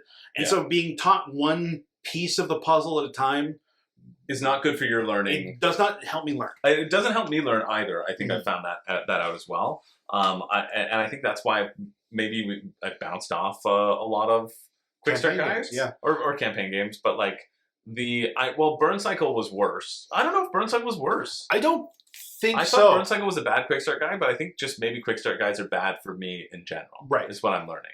I think so. Mm-hmm. Second question. Mhm. When are we playing again? Very soon. Okay, good. Yeah. Well, when are we playing? Not playing again. When are we actually playing? When are we actually playing? Yeah, because this was just rules. Yeah. And not really fun. Right, because like again, I don't want to harp too much on the quick start guide, but it did we played this cool game. It's got dice. It's got cubes. I didn't actually roll a dice. Oh yeah. And actually find out what it said a single time. Yeah. When I came out, I was coming over here for 1. Did I get here at 1? Yeah, you got here at 1. Yeah. And Collins just arrived, and he was planned to arrive at 5. Is it 5? No, it's 5. It is 5. Yeah. So we've been here for like 4 hours. For 4 hours. Yeah.